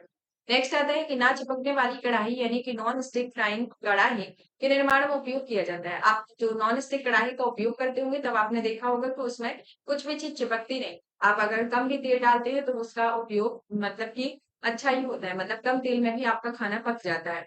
तो इसका जो रीजन होता है कि उसमें टेफ्लॉन की उसकी परत बनाई जाती है, मतलब कि उस कढ़ाई में टेफ्लॉन का उपयोग किया जाता है, जिसके कारण ये जो परत में जो भी आप खाना बनाते हैं, चीजें बनाते हैं, फ्राई करते हैं तो वो चिपकती नहीं। टेफ्लॉन जो होता है एक तरीके से फ्लोरोकार्बन होता है, जिसका जो सामान्य नाम है वह पॉली टेट्राफ्लोरोएथिलीन होता है, जो कि इसका बहुलक भी पॉली टेट्राफ्लोरोएथिलीन इसका बहुलक है और इसका जो सामान्य नाम है पॉलीटेट्राफ्लोरोएथिलीन होता है। बर्तनों को चमकीला बनाने के लिए उपयोग किया जाता है, जिंक ऑक्साइड का उपयोग किया जाता है। जब आप बर्तनों को चमकीला बनाते हैं तो जिस भी चीज का उपयोग करते हैं तो उसमें अगर वो बर्तन जैसे आपका जो चमक रहा है तो उसमें आप अनुमान लगा सकते हैं कि उसमें जिंक ऑक्साइड ऑक्साइड होगा, जिसके कारण से ये बर्तनों को चमका रहा है। नायलॉन, टेफ्लॉन, केलेक्टम, पॉलीस्टेराइड में पॉलीमर नहीं है, तो आपका कैप्रो लेक्टम है। फाइब्रोइन, इलेक्सोन, नियोप्रीन, टेफ्लॉन में कृत्रिम पदार्थ नहीं है, फाइब्रोशन है। फिनॉल का प्रयोग होता है बेकिलाइट के निर्माण में, और बेकिलाइट जो है वह फिनॉल तथा फॉर्मेल्डिहाइड की संलग्न से बनती है। सेलुलोज, स्टार्च, प्रोटीन तथा पीवीसी में वह प्रयुक्त बंधक होता है जो कि जैव निम्नीकृत में नहीं किया जाता है, जिसे पीवीसी कहा जाता है। अब हमारा नेक्स्ट आता है कार्बनिक अम्ल के बारे में। कार्बनिक अम्ल के संदर्भ में आता है कि कथन कहता है कि फॉर्मिक एसिड एसिटिक एसिड से अधिक तेज अम्ल होता है, और कारण कहता है कि फॉर्मिक एसिड जो है वह ऑर्गेनिक एसिड है। तो ये फॉर्मिक एसिड ऑर्गेनिक एसिड भी है, और फॉर्मिक एसिड एसिटिक एसिड में अधिक तेज अम्ल बनाता है, तो दोनों तो सही है, लेकिन इसमें ये कठोर एक मतलब कि इसका स्पष्टीकरण है। लंबे समय तक कठोर शारीरिक कार्य के पश्चात मांसपेशियों में थकान अनुभव होने का जो कारण है वह क्या है? लैक्टिक एसिड का संचय होना। नींबू खट्टा किसके कारण होता है? साइट्रिक अम्ल के कारण। सूची 1 और 2 को सुमेलित करने के लिए दिया गया है। सूची 1 कहती है कि इसमें दूध होगा, लैक्टिक अम्ल दूध, एसिटिक अम्ल सिरका, साइट्रिक अम्ल नींबू, और ब्यूटाइल अम्ल जो होता है वह दुर्गंध युक्त मक्खन के तौर पर इसमें जो मतलब ब्यूटाइल एसिड के कारण दुर्गंध युक्त मक्खन की स्मेल आती है। नींबू में साइट्रिक अम्ल होता है, एसिटिक अम्ल में सिरका होता है, और लैक्टिक अम्ल में दूध आता है। इसमें सही सुमेलित है जैसे कि एस कार्बनिक अम्ल नींबू, माल्टो जो होता है माल्ट में, लैक्टिक अम्ल दही में, और फॉर्मिक अम्ल जो होता है लाल चीनी में आता है। अचार एवं अचार में आपका एसिटिक अम्ल होता है, खट्टा दूध में लैक्टिक अम्ल, और सेब में मौलिक अम्ल होता है, और शीतल पेय एवं सोडा वाटर में कार्बनिक अम्ल का प्रयोग होता है। अब आता है अंगूर में प्रयुक्त प्रचुर मात्रा में पाए जाने वाला जो अंगूर ऑर्गेनिक अम्ल होता है, और टॉर्टेनिक अम्ल होता है। अंगूर, इमली और केला में प्रचुर मात्रा में टॉर्टेनिक अम्ल पाया जाता है, और फोटोग्राफी में ऑक्जेलिक अम्ल का प्रयोग करते हैं। बेकिंग पाउडर के निर्माण में टॉर्टेनिक अम्ल का सिरका जो है एक जलीय यौगिक होता है जो कि एसिटिक अम्ल है, और सिरके का जो रासायनिक नाम है वह एसिटिक अम्ल होता है। तो सत्य कथन दिए गए हैं कि गन्ने के रस को किण्वित करने पर सिरका बनता है, और सिरके में एसिटिक अम्ल उपस्थित होता है। सिरका जो है एक परिवेक्षक के रूप में प्रयुक्त किया जाता है, तो इसके अंतर्गत आता है। अब आता है इसमें विस्फोटक पदार्थ के तौर पर। तो विस्फोटक पदार्थ में जो आता है कि हाइड्रोजन और ऑक्सीजन, ऑक्सीजन एसिटिलीन, मीथेन तथा वायु, कार्बन डाइऑक्साइड एवं मीथेन गैस युग्म में वह मिश्रण जो खानों में अधिकतर होने वाले विस्फोट का कारण है वह मीथेन एवं वायु होता है। खाने में अधिकतम विस्फोट जो होता है वह मीथेन के साथ वायु के मिलने से होता है। Tri nitroglycerine, cyclo trimethylene, tri nitrotremicin, potassium chlorate, nitrochlorofluoroform विस्फोटक नहीं है, वह नाइट्रोक्लोरोफॉर्म जो है वह एक तरीके से विस्फोटक नहीं होता है। टीएनजी, टीएनपी, टीएनए, टीएनटी में वह विस्फोटक जिसका नोबल तेल है वह आता है टीएनटी, ट्राइनाइट्रो ग्लिसरीन होता है। आरडीएक्स आविष्कृत है हेनिंग के द्वारा। सत्य कथन दिया गया है कि आरडीएक्स एक विस्फोटक होता है, और आरडीएक्स का जो अन्य नाम है वह साइक्लोनाइट्रेट होता है। Phosphorus, trichloride, mercuric oxide, graphite, nitroglycerine में से वह जो एक विस्फोटक की तरह प्रयोग किया जाता है वह नाइट्रोग्लिसरीन है। नाइट्रोग्लिसरीन जो है वह आवश्यक संगठक के रूप में प्रयोग नहीं किया जाता है, वह एमाट्रोल आता है। डायनामाइट के निर्माण में प्रयुक्त होने वाला रसायन है वह ग्लाइसरेलाल डाइनाइट्रो आता है। Glycerol, methanol, urea, oxalic acid में से विस्फोटक के उत्पादन में प्रयोग किया जाता है। विस्फोटक के उत्पादन में ग्लिसरॉल का उपयोग किया जाता है। अब आता है अम्ल ईंधन के बारे में। ईंधन के संदर्भ में बात की जाए तो इसमें आता है कि कोक, कोल गैस, टार, कोक और पेट्रोलियम में प्राकृतिक ईंधन जो होता है वह पेट्रोलियम है। कोयला, पेट्रोलियम, प्राकृतिक गैस और डीजल जीवाश्म ईंधनों में स्वच्छतम ईंधन जो होती है वह प्राकृतिक ईंधन गैस है, और एल्कोहल, ईथर, वाटर गैस और प्राकृतिक गैस में जीवाश्म ईंधन जो होता है वह प्राकृतिक गैस होता है। तो ये क्वेश्चन ही आपके इस तरीके से बनते हैं कि आपके 4 ऑप्शन दे देता है कि इनमें से कौन सा प्राकृतिक ईंधन है या फिर कौन सा जीवाश्म ईंधन है, तो कौन सा जीवाश्म ईंधन में स्वच्छतम ईंधन के रूप में प्रयुक्त किया जाता है। तो इस तरीके के आपके ऑप्शन आते हैं, और ऑप्शन के साथ आपको 4 में से एक क्लिक करना होता है। तो इस तरीके से आप सीक्वेंस वाइज इसको समझ लेंगे तो जब आपके क्वेश्चन आएंगे तो आपको उसमें ज्यादा डिफिकल्टी नहीं होगी। प्राकृतिक गैस के मुख्य घटक या भाग होते हैं वह मीथेन होता है। और कुछ सत्य कथन दिए गए हैं जिसमें पहला कथन कहता है कि कोयले की राख में आर्सेनिक, सीसा, पारद अंतर्विष्ट होती है। दूसरा कथन आता है कि कोयला जो होता है वह संचालित विद्युत संयंत्र पर्यावरण में सल्फर डाइऑक्साइड और नाइट्रोजन ऑक्साइड उत्सर्जित करती है। तीसरा आता है कि भारतीय कोयले में राख की अधिक मात्रा पाई जाती है। तो इसमें देखा जाए तो आपके कथन में पहला, दूसरा, तीसरा तीनों ही कथन इसके अंतर्गत सत्य है, तो आपके तीनों ही कथन सत्य होंगे। नेक्स्ट आता है कि हाइड्रोजन, चारकोल, प्राकृतिक गैस और गैसोलीन में अधिक ईंधन का मान जो होता है वह हाइड्रोजन का होता है। ऑक्टेन संख्या की गुणवत्ता का माप पेट्रोल है। C10 संख्या गुणता प्राचल के रूप में प्रयुक्त होती है डीजल के लिए। डीजल ईंधन में प्रयुक्त ईंधन है। डीजल की वाष्प और वायु खाना बनाने में प्रयोग की जाने वाली गैस मुख्यतः मीथेन होती है। बायोगैस संयंत्र में निष्कासित वह गैस जो गैस ईंधन के रूप में उपयोग की जाती है वह मीथेन होती है। बायोगैस में मुख्यतः होती है कार्बन डाइऑक्साइड और मीथेन होती है। गोबर गैस जो कि बायोगैस का मुख्य तत्व है मीथेन का, एक बायोगैस संयंत्र होता है किण्वन प्रक्रिया। गोबर गैस प्रणाली का जो आविष्कार है डॉक्टर S.V. देसाई के द्वारा किया गया और बायोगैस का जो मुख्य अवयव होता है वह मीथेन होता है। लिक्विड पेट्रोलियम गैस यानी कि एलपीजी के जो मुख्य अवयव है वह ईथेन, प्रोपेन और मीथेन होता है। जो एलपीजी का प्रयोग किया जाता है तो इस एलपीजी गैस में तीन प्रमुख आधार होते हैं जिसमें ईथेन, प्रोपेन, ब्यूटेन होता है। और ये जो एलपीजी होती है उसका जो मुख्य घटक है जो गैस होती है उसमें मुख्यतः ब्यूटेन प्रयोग किया जाता है। मतलब कि लिक्विड पेट्रोलियम गैस जिसे एलपीजी कहा जाता है उसमें ईथर, प्रोपेन, ब्यूटेन होता है। जो तरलीकृत पेट्रोलियम गैस है जिसका आप खाना बनाने में जिस गैस का प्रयोग करते हैं उसमें आपका देखा जाए तो उसमें ब्यूटेन और प्रोपेन होता है। जो आपकी इंडियन गैस आती है उसमें ब्यूटेन और प्रोपेन होता है। जो एलपीजी तरलीकृत पेट्रोलियम गैस है उसमें ब्यूटेन होता है। और जो हेक्सेन, पेंटेन, ब्यूटेन, मीथेन में एलपीजी का जो मुख्य अवयव होता है वो ब्यूटेन होता है। तो ये प्रमुख गैसें होती हैं जिसमें आपका सीएनजी में मीथेन और ईथेन प्रयुक्त होती है। एलपीजी में ब्यूटेन, प्रोपेन होती है। कोल गैस में हाइड्रोजन, मीथेन और कार्बन मोनोऑक्साइड होते हैं। और वाटर गैस में कार्बन मोनोऑक्साइड और हाइड्रोजन का प्रयोग किया जाता है। कथन और कारण दिए गए हैं। कथन कहता है कि तरलीकृत पेट्रोलियम गैस एक प्रमुख मीथेन होता है। कारण कहता है कि मीथेन घरों और कारखानों में जलाने के लिए सीधे प्रयोग में लाई जाती है जहां पर पाइपलाइनों में उपलब्ध कराई जाती है। तो कथन तो गलत है आपका, लेकिन कारण इसमें सही है। नेक्स्ट आता है क्योंकि इसमें तरलीकृत पेट्रोलियम गैस में जो प्रमुख घटक है वह ब्यूटेन होता है, ना कि मीथेन। नहीं, और इस कारण मीथेन जो होती है वह घरों तथा कारखानों में जलाने के लिए सीधे प्रयोग में लाई जाती है और यहाँ पाइपलाइन उपलब्ध कराई जा सकती है। तो इसमें कारण आपका सत्य है। घरेलू एलपीजी सिलेंडरों में ताप मापक नहीं प्रदान किए जाते क्योंकि ये जो होते हैं वह एलपीजी सिलेंडरों में गैस की मात्रा प्रदर्शन नहीं करते। सिलेंडरों में भरकर खाना पकाने वाली गैस की आपूर्ति जो होती है वह तरल रूप में होती है और प्राकृतिक गैस का जो मुख्य अवयव होता है वह मीथेन है। और सीएनजी जो होती है वह कंप्रेस्ड नेचुरल गैस होती है और यह गैस जो होती है वह मुख्यतः मीथेन होती है। अब आता है कि स्वचालित वाहनों में प्रदूषण नियंत्रण हेतु प्रयुक्त सीएनजी मुख्यतः होती है CH4, मीथेन में होती है। निम्नलिखित कथनों पर विचार कीजिए जिसमें पहला कथन कहता है कि द्रवित प्राकृतिक गैसों को अत्यधिक शीत ताप पर उच्च दाब में द्रवित किया जाता है जिसमें विशेष रूप से अविकल्पित पात्रों में उसका संग्रहण और परिवहन सुसाध्य हो सके। दूसरा कथन कहता है कि भारत में एलएनजी टर्मिनल हासिल में निर्मित हुआ। और तीसरा कथन कहता है कि द्रव पेट्रोलियम गैस में प्राकृतिक गैस द्रव्यों का पृथक्करण किया जाता है जिसमें ईथेन, प्रोपेन, ब्यूटेन और प्राकृतिक गैसोलीन सम्मिलित होता है।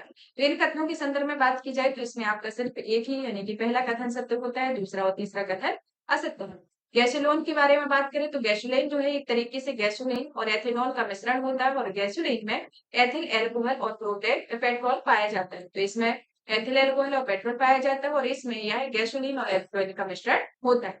निम्नलिखित कथन दिए गए हैं जिसमें पहला कथन आता है कि कोयला, पेट्रोल, प्राकृतिक गैस जो होती है वह एक जीवाश्म ईंधन है। गैसोलीन, बेंजीन, एल्कोहल का मिश्रण होता है। भूतापीय ऊर्जा एक अपारंपरिक ऊर्जा स्रोत है और गोबर गैस जो होती है वह मुख्यतः मीथेन गैस होती है। तो इसके अंतर्गत आपको बताना है तो इसमें जो आपका कथन है दूसरा वाला गलत है, लेकिन पहला, तीसरा, चौथा सही है क्योंकि गैसोलीन जो है वह एथिल एल्कोहल और पेट्रोल से मिलकर बनी होती है, ना कि वह बेंजीन और एल्कोहल से बनकर। तो इस कारण से आपका दूसरा कथन गलत हो जाता है, लेकिन आपका पहला, तीसरा कथन इसमें सत्य है। नेक्स्ट आता है कि भट्टी तेल या फर्नेस ऑयल के संदर्भ में सही कथन दिए गए हैं। पहला आता है कि यह तेल परिसंस्करण यानी कि रिफाइनरी का एक उत्पाद है। दूसरा आता है कि कुछ उद्योग इसका उपयोग ऊर्जा या पावर उत्पादन के लिए करते हैं। और तीसरा आता है कि इसके उपयोग को पर्यावरण में गंधक का उत्सर्जन होता है। तो ये भट्टी तेल के संदर्भ में आपके तीनों ही कथन सत्य होते हैं। नेक्स्ट आता है कि कार के इंजन में नॉकिंग से बचने के लिए प्रयोग किया जाता है। जो कार का इंजन होता है उसमें नॉकिंग से बचने के लिए किस चीज का प्रयोग किया जाता है? टेट्रा एथिल लेड का प्रयोग किया जाता है। और टेट्रा एथिल लेड जो होता है वो पेट्रोल में मिलाया जाता है क्योंकि इसकी एंटी नॉकिंग रेटिंग दर को बढ़ाने के लिए। ऑटोमोबाइल इंजनों में प्रतिहिम के रूप में प्रयोग किया जाता है। एथिल ग्लाइकॉल का उपयोग किया जाता है और भारी वाहन में डीजल का प्रयोग जो होता है वह उच्च क्षमता और आर्थिक बचत के लिए किया जाता है। ऊष्मा इंजनों में कार्बोरेटर का प्रयोग जो है पेट्रोल इंजन में होता है। मोटर कारों की अपेक्षा करें नए मॉडलों की निम्नलिखित विशिष्टताओं पर विचार कीजिए, जिसमें आपके प्रमुख बिंदु दिए गए, जिसमें आपको बताना है कि विशिष्टताओं के आधार पर मोटर कारों को अपेक्षा करें नए मॉडलों को अधिक ईंधन दक्ष बनाती है। तो इसमें पहला आता है रेडियंट टायर, दूसरा सुप्रवाही ढांचा और तीसरा आता है बहुबिंदु ईंधन अंताक्षेप, चौथा आता है उत्प्रेरक परिवर्तन रेचक सहित। तो इसके अंतर्गत पहला, तीसरा, चौथा इसमें आपका सही होगा। नेक्स्ट क्वेश्चन इसमें दिया गया है कि गाड़ियों को चलाने के लिए हाइड्रोजन गैस जो होती है वह सुविधाजनक रूप से ईंधन के रूप में प्रयोग की जाती है, और यदि वह कम ताप पर किसी पदार्थ द्वारा शोषित हो तो वह निर्वातक द्वारा उच्च तापमान पर मुक्त हो सके। तो भारत में पाए जाने वाला जो तत्व होता है वह कौन सा होता है? वह हाइड्राइड होता है।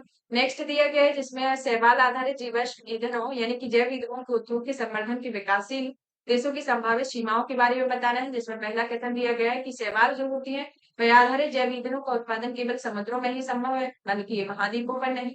दूसरा आता है कि शैवाल आधारित जैव ईंधन उत्पादन को स्थापित करने और इंजीनियरिंग करने हेतु निर्माण पूरा करने तक उच्च स्तरीय विशेषज्ञता या प्रौद्योगिकी की जरूरत होती है। और तीसरा कथन आता है कि आर्थिक रूप से व्यवहार्य उत्पादन के लिए बड़े पैमाने पर सुविधाओं की स्थापना की आवश्यकता होती है, जिससे पारिस्थितिकी एवं सामाजिक सरोकार उत्पन्न होता है। तो इसके अंतर्गत आपको बता रहे हैं कि इसमें विकासशील देशों के लिए कौन कौन सी संभावित सीमाएं हैं। तो इसके अंतर्गत आपका दूसरा और तीसरा कथन इसमें सत्य हो जाता है, लेकिन तीसरा पहला कथन जो है वह सत्य नहीं होता है। नेक्स्ट आपका टॉपिक आता है खाद्य संरक्षण, पोषण, औषधि एवं इत्यादि से संबंधित, जिसमें आप खाद्य वस्तुओं से रिलेटेड, पोषण से संबंधित, औषधि से रिलेटेड आपके किस तरीके के क्वेश्चन पूछे जाते हैं और उसमें कौन सा अम्ल पाया जाता है, कौन से ऑक्साइड पाए जाते हैं, तो इनके बारे में आता है। तो सबसे पहले आता है कि खाने की वस्तुओं के परीक्षण में प्रयोग होता है। खाने की वस्तुओं के परीक्षण के लिए सोडियम बेंजोएट का प्रयोग होता है। फलों के रस को सुरक्षित रखने के लिए सोडियम बेंजोएट का प्रयोग किया जाता है। सोडियम कार्बोनेट, एसिटिलीन, बेंजोइक अम्ल और सोडियम क्लोराइड में खाद्य पदार्थों का परिरक्षण हेतु प्रयुक्त कौन है? बेंजोइक अम्ल। Sodium chloride, potassium permanganate, bleaching powder में वह जो शाकनाशक का उदाहरण है सोडियम क्लोराइड आता है।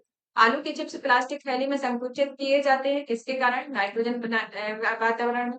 प्रशीतन खाद्य परीक्षण में मदद करते हैं जैव रासायनिक अभिक्रियाओं की दर कम करके। नियोन ऑक्सीजन फ्रियोन में वह सामान्य प्रशीतक जिसको घरेलू प्रशीतकों के रूप में प्रयोग किया जाता है फ्रियोन होता है। शीत प्रकोष्ठ के रूप में फल भंडारण दीर्घ भंडारण जीवन देता है श्वसन दर का ह्रास होने के कारण। कच्ची चीनी का रंग विहीन करने हेतु जिस चारकोल का उपयोग किया जाता है वह होता है एनिमल चारकोल। शहद का प्रमुख घटक होता है फ्रक्टोज, जो कि फल शर्करा के रूप में होता है। फ्रक्टोज, ग्लूकोज, माल्टोज, सुक्रोज से सबसे मीठी चीनी जो होती है वह फ्रक्टोज आती है। अब आता है कि कथन और कारण दिया गया। कथन कहता है कि सुक्रोज की अपेक्षा प्रतीक शर्करा अधिक मधुर होती है, और कारण कहता है कि प्रतीक शर्करा को सुक्रोज में जल अपघटन से प्राप्त किया जाता है। तो इसमें कथन और कारण सत्य है, लेकिन इसकी सही व्याख्या नहीं करता। नेक्स्ट आता है कि बाजार में बिकने वाले एस्पर्टेन कृत्रिम मधुरक यह अमीनो अम्ल से बना होता है। यह अमीनो अम्ल के समान ही क्लोरीन पैदा करता है, और फिर भी यह भोज्य पदार्थों में कम क्लोरीन मधुरक के रूप में इस्तेमाल किया जाता है, और इसके इस्तेमाल का जो आधार है इसमें आता है कि एस्पर्टेन सामान्य चीनी से कई गुना अधिक मीठा हो जाता है, तथा थोड़े से एस्पर्टेन में बने भोज्य पदार्थ को ऑक्सीकृत होने पर कम कैलोरी प्रदान करते हैं। तो इसके अंतर्गत आता है।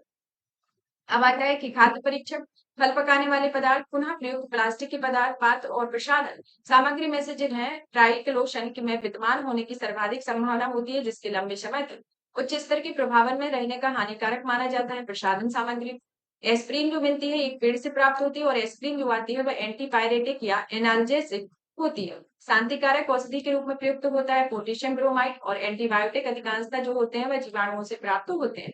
रक्त के हीमोग्लोबिन के साथ अनुत्क्रमणीय संश्लेषण होता है कार्बन मोनोऑक्साइड के कारण। और दूध का एक उदाहरण जो है वह इमल्सन या पायस होता है। दूध, खून, आइसक्रीम, शहद में से क्लोराइड नहीं होता है, वह शहद है। दूध को एक यानी कि होमोनिनाइज किया जाता है किसके कारण? इसके वर्षाकणों के सेंट्राफ्यूज की सहायता से सूक्ष्म आकार में बदल कर देने के लिए दूध को एक होमोजिनाइज के रूप में प्रयुक्त किया जाता है। खुले में कुछ देर तक रखा खट्टा दूध दूध खट्टा हो जाता है लैक्टिक अम्ल के कारण, और वह अम्ल जो दूध से दही के दौरान बनता है वह लैक्टिक अम्ल होता है। प्राचीन काल में दही जमाने की प्रक्रिया जिस जीव की आवश्यकता होती थी वह जीवाणु है, और लौंग में पाया जाने वाला सारभूत तेल यानी कि प्रोम घटक यूजेनॉल होता है। आम, पपीता, अमरूद, कैथे में जेली बनाने हेतु सर्वाधिक उपयुक्त फल जो आता है वह अमरूद है। कार्बनिक खाद्य हमारे लिए बेहतर माने जाते हैं क्योंकि वे बिना कृत्रिम खादों और कीटनाशकों के लिए उपयोग के लिए उगाए जाते हैं। ये कार्बनिक खाद्य जो होते हैं हमारे लिए बेहतर माने जाते हैं। अब आता है अपमार्जक के लिए। अपमार्जक जो होते हैं एक तरीके से वे तत्व होते हैं जो मानव पसीने के माध्यम से उत्सर्जित होते हैं, जैसे sodium, potassium, calcium, magnesium, zinc और आयरन हो गए। और वनस्पति तेल, मोबिल तेल, केरोसिन तेल, कटिंग तेल में से साबुन बनाने के लिए जो तेल का प्रयोग किया जाता है, वह वनस्पति तेल का प्रयोग किया जाता है। साबुन या ग्रीज को हटाता है, किसके कारण? पायसीकरण की क्रिया के द्वारा साबुन से जो ग्रीज को हटाया जाता है, वो पायसीकरण की क्रिया से होता है। कपड़े साफ करने के लिए सल्फोनेट डिटर्जेंट का उपयोग किया जाता है, और डिटर्जेंट जो होता है यानी कि अपमार्जक जो होता है वह शोधन अभिकर्ता होता है। कथन और कारण दिया गया है। कथन कहता है कि अपमार्जक जो होते हैं मैले कपड़ों से सरलता पूर्वक तेल एवं गंध निकाल देते हैं, और कारण कहता है कि अपमार्जक जल का पृष्ठ तनाव बढ़ा देते हैं। तो इसके अंतर्गत कथन और कारण में आपका कथन सही है, लेकिन कारण आपका गलत है। कुछ और कथन कारण दिए गए हैं, जिसमें कथन कहता है कि कृत्रिम प्रक्षालक कठोर जल में अधिक झाग बना देते हैं, और कारण कहता है कि कृत्रिम प्रक्षालक जो होते हैं कठोर जल के साथ कैल्शियम और मैग्नीशियम के घुलनशील लवण बनाते हैं। तो इसमें कारण और कथन दोनों ही सत्य है। नेक्स्ट आता है कि कपड़े धोने के चूर्ण में अपमार्जक में सोडियम सल्फेट और सोडियम सिलिकेट इसलिए मिश्रित किए जाते हैं क्योंकि चूर्ण सूक्ष्म रहे, चूर्ण की क्षारीयता बनी रहे। तो इसके अंतर्गत दोनों ही कथन आपके सत्य होते हैं। नेक्स्ट क्वेश्चन आता है, मतलब कि नेक्स्ट टॉपिक आता है उर्वरक के बारे में। उर्वरक के संदर्भ में दिया गया है कि कथन और कारण है। कथन कहता है कि पौधों की फास्फोरिक आवश्यकताओं की पूर्ति के लिए रासायनिक उर्वरक आवश्यक होते हैं। कारण कहता है कि 1 मीट्रिक टन जैव खाद्य मुश्किल से 2 से 3 किलो फास्फोरस की आपूर्ति करता है। तो इसमें कथन और कारण दोनों आपके सत्य होते हैं। गेहूं की खेती के लिए उपयोग होता है नाइट्रोजन उर्वरक का। नाइट्रोजन या नाइट्रोजन, हाइड्रोजन, क्लोरीन, फास्फोरस में से वह तत्व जो उर्वरक नहीं कराते हैं वह आता है हाइड्रोजन। सही सुमेलित दिए गए हैं, जिसमें पादप पोषक तत्व हैं और कार्य दिए गए हैं, जिसमें नाइट्रोजन जो है वह वृद्धि एवं विकास के लिए है, फास्फोरस जो आता है वह जड़ के विकास के लिए, पोटेशियम जो है वह स्टोमेटा के खुलने का एवं बंद होने के नियंत्रण के लिए होता है, बोरॉन जो होता है जिसका कार्य रोग प्रतिरोधकता के संदर्भ में किया जाता है। तो ये पादप पोषक तत्व होते हैं जिनके कार्य होते हैं। नाइट्रोजन वृद्धि एवं विकास, फॉस्फोरस जड़ के विकास के लिए, पोटेशियम स्टोमेटा के खुलने का एक एवं बंद होने का नियंत्रण, बोरॉन जो है रोग प्रतिरोधकता के लिए होता है। Urea, ammonium sulphate, ammonium nitrate, calcium ammonium nitrate में से वह उर्वरक जो मृदा में सर्वाधिक अम्ल छोड़ता है वह अमोनियम सल्फेट होता है। यूरिया जो है एक तरीके से नाइट्रोजन युक्त कार्बनिक यौगिक होता है। यूरिया में नाइट्रोजन का प्रतिशत जो होता है वो लगभग 47 होता है, यानी कि 46.7% होता है। नेक्स्ट आता है इसके अंतर्गत कि यूरिया में तत्व जो आता है वह C9H9N9 वो होता है। यूरिया में नाइट्रोजन को जो तत्व पाया जाता है एमाइड के रूप में। Ammonium sulphate, urea, di ammonium phosphate, ammonium chloride में से वह उर्वरक जो 20 डिग्री से जल में अपेक्षाकृत अधिक घुलनशील होता है वह यूरिया आता है। भारत में रासायनिक उर्वरकों के संदर्भ में कुछ कथन दिए गए हैं, जिसमें पहला कथन कहता है कि वर्तमान में रासायनिक उर्वरकों का खुदरा मूल्य यानी कि रिटेल प्राइस जो है वह बाजार संचालित हो रही है, सरकार द्वारा नियंत्रित नहीं। और दूसरा आता है कि अमोनिया जो कि यूरिया बनाने में काम आता है वह प्राकृतिक गैस से उत्पन्न होता है। और तीसरा आता है कि सल्फर जो कि फास्फोरिक अम्ल यानी कि उर्वरक के रूप में कच्चा माल है, वह तेल शोधक कारखाने के रूप में एक उत्पाद के रूप में प्रयुक्त होता है। जो इसके अंतर्गत बताना है कौन कौन से कथन सत्य है, तो इसमें दूसरा और तीसरा जो है वह कथन इसके अंतर्गत सत्य होते हैं। नेक्स्ट दिया गया है कि 1 किलोग्राम नाइट्रोजन की आपूर्ति के लिए आवश्यक यूरिया की मात्रा जो है वह कितनी होगी? 2.2 किलोग्राम होगी। नेक्स्ट आता है कि कृषि में नाइट्रोजन उर्वरकों को अत्यधिक और अनुपयुक्त उपयोग के लिए प्रभाव के संबंध में निम्नलिखित तथ्यों पर विचार कीजिए। पहला कथन कहता है कि नाइट्रोजन नियुक्तिकरण सूक्ष्म जीवन जिसमें नाइट्रोजन फिक्सित माइक्रो ऑर्गेनिज्म का मिट्टी में प्रचुरोद्भाव यानी कि पॉलीफ्लोरेशन हो सकता है। दूसरा आता है कि मिट्टी की अम्लता में बढ़ोतरी हो सकती है। तीसरा होता है कि भौम जल यानी कि ग्राउंड वाटर में नाइट्रेट का प्रक्षालन यानी कि लीचिंग हो सकती है। तो उपयुक्त कथन में से कौन कौन से सत्य है, तो इसमें दूसरा और तीसरा कथन इसके अंतर्गत सत्य होता है। नेक्स्ट आता है कि जिस रूप में पौधे नाइट्रोजन प्राप्त करते हैं वह कौन सा होता है, वह नाइट्रेट के रूप में प्राप्त करते हैं। यूरिया उर्वरक के उपयोग यानी कि उत्पादन में उपयोग किया जाता है कार्बन डाइऑक्साइड एवं अमोनियम। नेक्स्ट आता है कि भारत सरकार कृषि में नीम लेपित यूरिया यानी कि आलेपित यूरिया का उपयोग कर प्रोत्साहन करती है, क्योंकि नीमलेप जो होता है मृदा में यूरिया के घुलने की दर को धीमा कर देता है। डीएपी में फास्फोरस तथा नाइट्रोजन पाई जाती है, लगभग 18% नाइट्रोजन और 46% इसमें फास्फोरस पाई जाती है डीएपी में। यूरिया, कैप, अमोनियम सल्फेट और एनपीके में मिश्रित उर्वरक होते हैं वह एनपीके होते हैं। Urea, sodium sulphate, super phosphate, potassium nitrate में से रासायनिक उर्वरक नहीं है। सोडियम सल्फेट में रासायनिक उर्वरक नहीं होते, बल्कि यूरिया, सुपर फास्फेट और पोटेशियम नाइट्रेट में सुपर उर्वरक पाए जाते हैं। फसलों के पर्णीय छिड़काव के लिए सबसे उपयुक्त या प्रचलित उर्वरक जो होता है वह यूरिया है। ह्यूमरस का जो उदाहरण आता है वह जैविक क्लोराइड है। आलू, गन्ना, सनई, चना में हरा खाद के रूप में सबसे उपयुक्त फसल जो आती है वह सनई आती है। अब आते हैं कुछ नील शैवाल जो है वह धान है। राइजोबियम ल्यूबिमिनेशी मटर के लिए प्रयुक्त होता है। एजिटोबैक्टर जो है वह गैस के लिए प्रयुक्त होता है। तो ये प्रमुख सुमेलित दिए गए हैं। नेक्स्ट इसमें विविध का टॉपिक आता है, यानी कि अभी देखा जाए तो आपके रसायन विज्ञान से रिलेटेड जितने भी टॉपिक हैं वो फिनिश होते हैं। आज की क्लास का ये अंतिम टॉपिक है जिसमें आपके मिसलेनियस के तौर पर जितने भी टॉपिक के जो जो पॉइंट निकल कर आते हैं उन्हीं के संदर्भ में आता है। जैसे कि वर्ष 2022 के नोबेल प्राइज के बारे में देखा जाए तो रसायन क्षेत्र में कैरोलिन आर बार्थोजी, मार्टिन मेल्डर एंड के वेरी सार्प्लेस को दिया गया। 2021 का जो प्राइज है वह बेंजामिन लिस्ट और डेविड मैकमिलन को दिया गया। और 2019 का जो नोबेल प्राइज है वह लिथियम आयन बैटरी को विकसित करने के लिए दिया गया। तो इस तरीके से ये नोबेल प्राइज 2022, 21 और 19 के संदर्भ में विभिन्न रासायनिक क्षेत्र में वैज्ञानिकों को दिए गए। अब आते हैं कथन एवं कारण। कथन कहता है पहला कि ओजोन जल के सूक्ष्म जीवों को मार देती है, और कारण कहता है कि ओजोन रेडियो एक्टिव नहीं होता है। तो इसमें कथन और कारण सत्य है, लेकिन इसकी जो व्याख्या है वो सत्य नहीं। नेक्स्ट आता है कि मच्छर भगाने वाली दवाओं में सक्रिय रसायन होता है वह एलिथ्रीन। फायर अलार्म में उपयोग किया जाता है फोटोसेल का। Carbon dioxide, hydrogen, oxygen, sulphur dioxide में अग्निशामक के रूप में प्रयुक्त किए जाते हैं। कार्बन डाइऑक्साइड गैस का आग बुझाने वाले संयंत्र में कार्बन डाइऑक्साइड पैदा होती है सोडियम बाइकार्बोनेट एवं तनहुँ सल्फ्यूरिक अम्ल की अभिक्रिया से। सोडा वाटर की बोतल खोलने के लिए निकलने वाली गैस कार्बन डाइऑक्साइड होती है, और वह यौगिक जिसका उपयोग अग्निरोधक कपड़ा बनाने में किया जाता है वह एल्यूमिनियम सल्फेट होता है।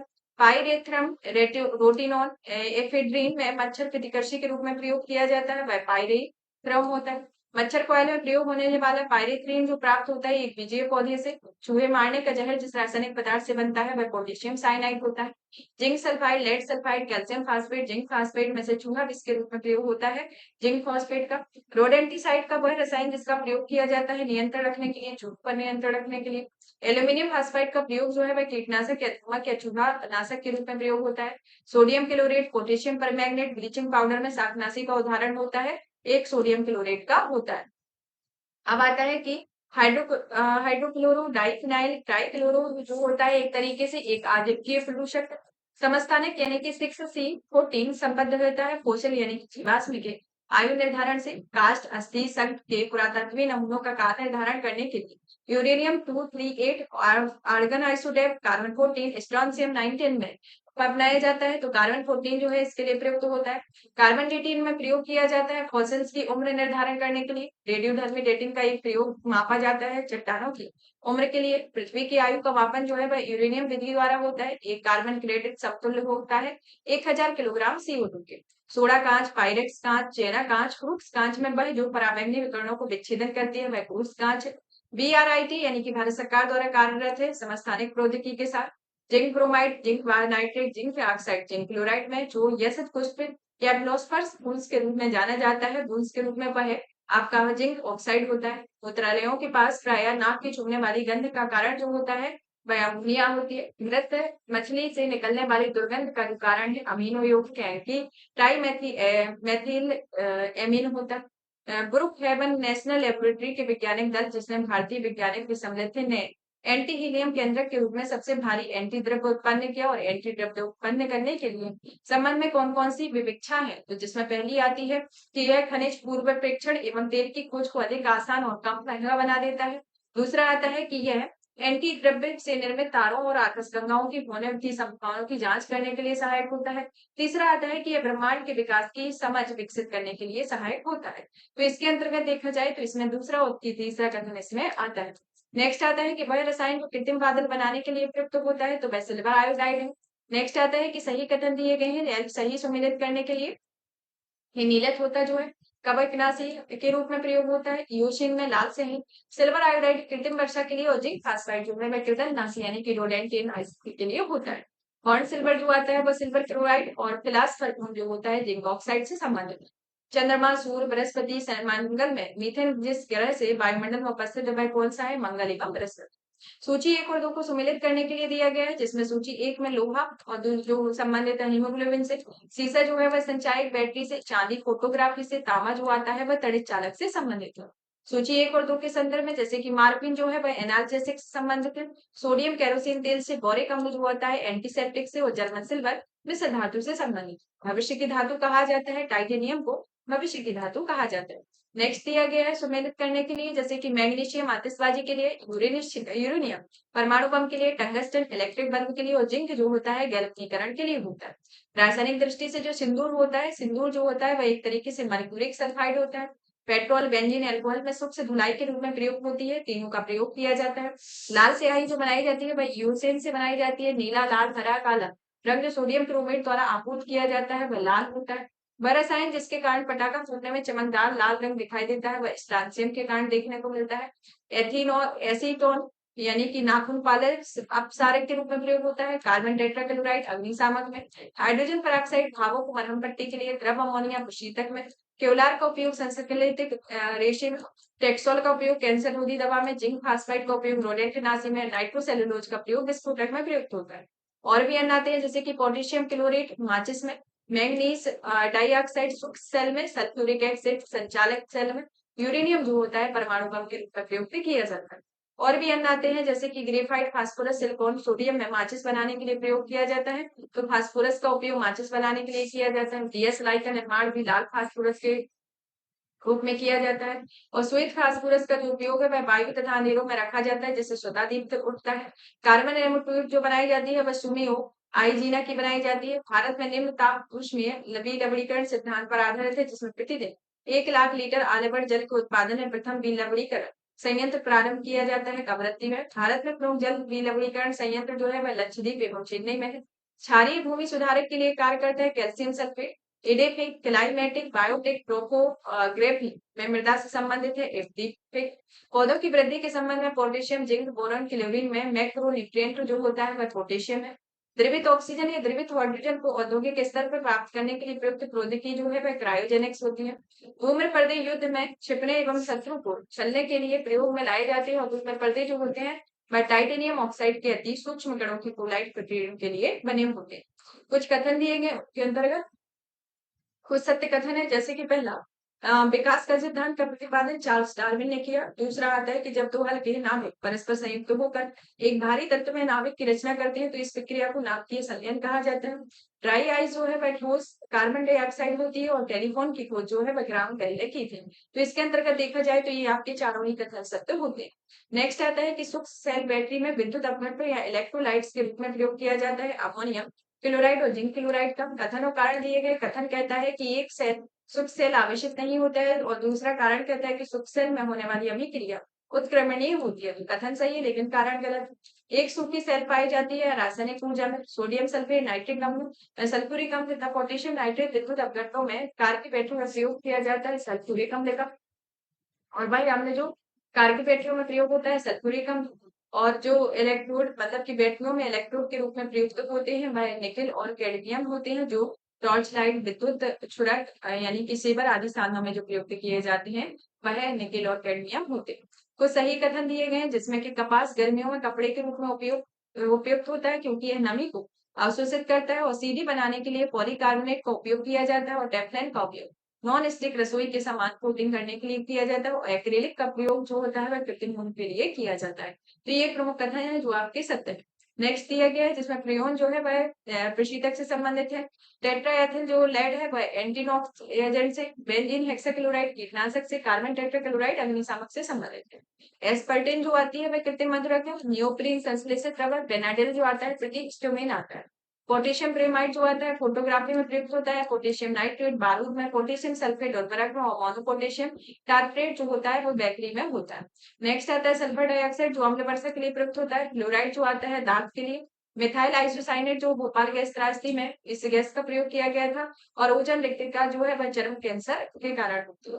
तो इस तरीके से यानी कि ओजोन रिक्तिका के कारण चर्म कैंसर होता है। मिथाइल आइसोडेट के जो श्रावण से भोपाल गैस त्रासदी हुई थी और फ्लोराइड प्रदूषण से दांत में प्रदूषण होता है। और अम्ल वर्षा जो है वह सल्फर डाइऑक्साइड से होती है। तो ये प्रमुख मेरे था। कथन और कारण दिया गया है ये कि फेनन का उपयोग जो है घरेलू रोगाणुनाशी के रूप में प्रयोग किया जाता है और कारण कहता है कि फेनन एक फिनॉल व्युत्पन्न है जो कि फिनॉल एक प्रभावी रोगाणुनाशी होता है। कुछ कथन दिए गए हैं जिसमें आपको बताना है। पहला कथन बताना है कि कोल, स्टील, लोहे के उत्पादन में भट्टी या स्फोटक में मिलाए जाने वाले चार्ज की जो सामग्री है इसमें कौन कौन से कार्य होते हैं। पहला तो आता है कि अपचायक के रूप में क्रिया करना। दूसरा लोहे एक्स को संयुक्त सिलिका को दूर करना। तीसरा ऊष्मा की पूर्ति के लिए ईंधन के रूप में कार्य करना। चौथा उच्चायक के रूप में क्रिया करना। तो इसके अंतर्गत जो इसका उपयोग जो किया जाता है वह पहला और तीसरा होगा जिसके अंतर्गत ये प्रयोग किए जाते हैं वो सही है। नेक्स्ट आता है कि नेशनल टेक्नोलॉजी दिवस जो है वह 11 मई को मनाया गया।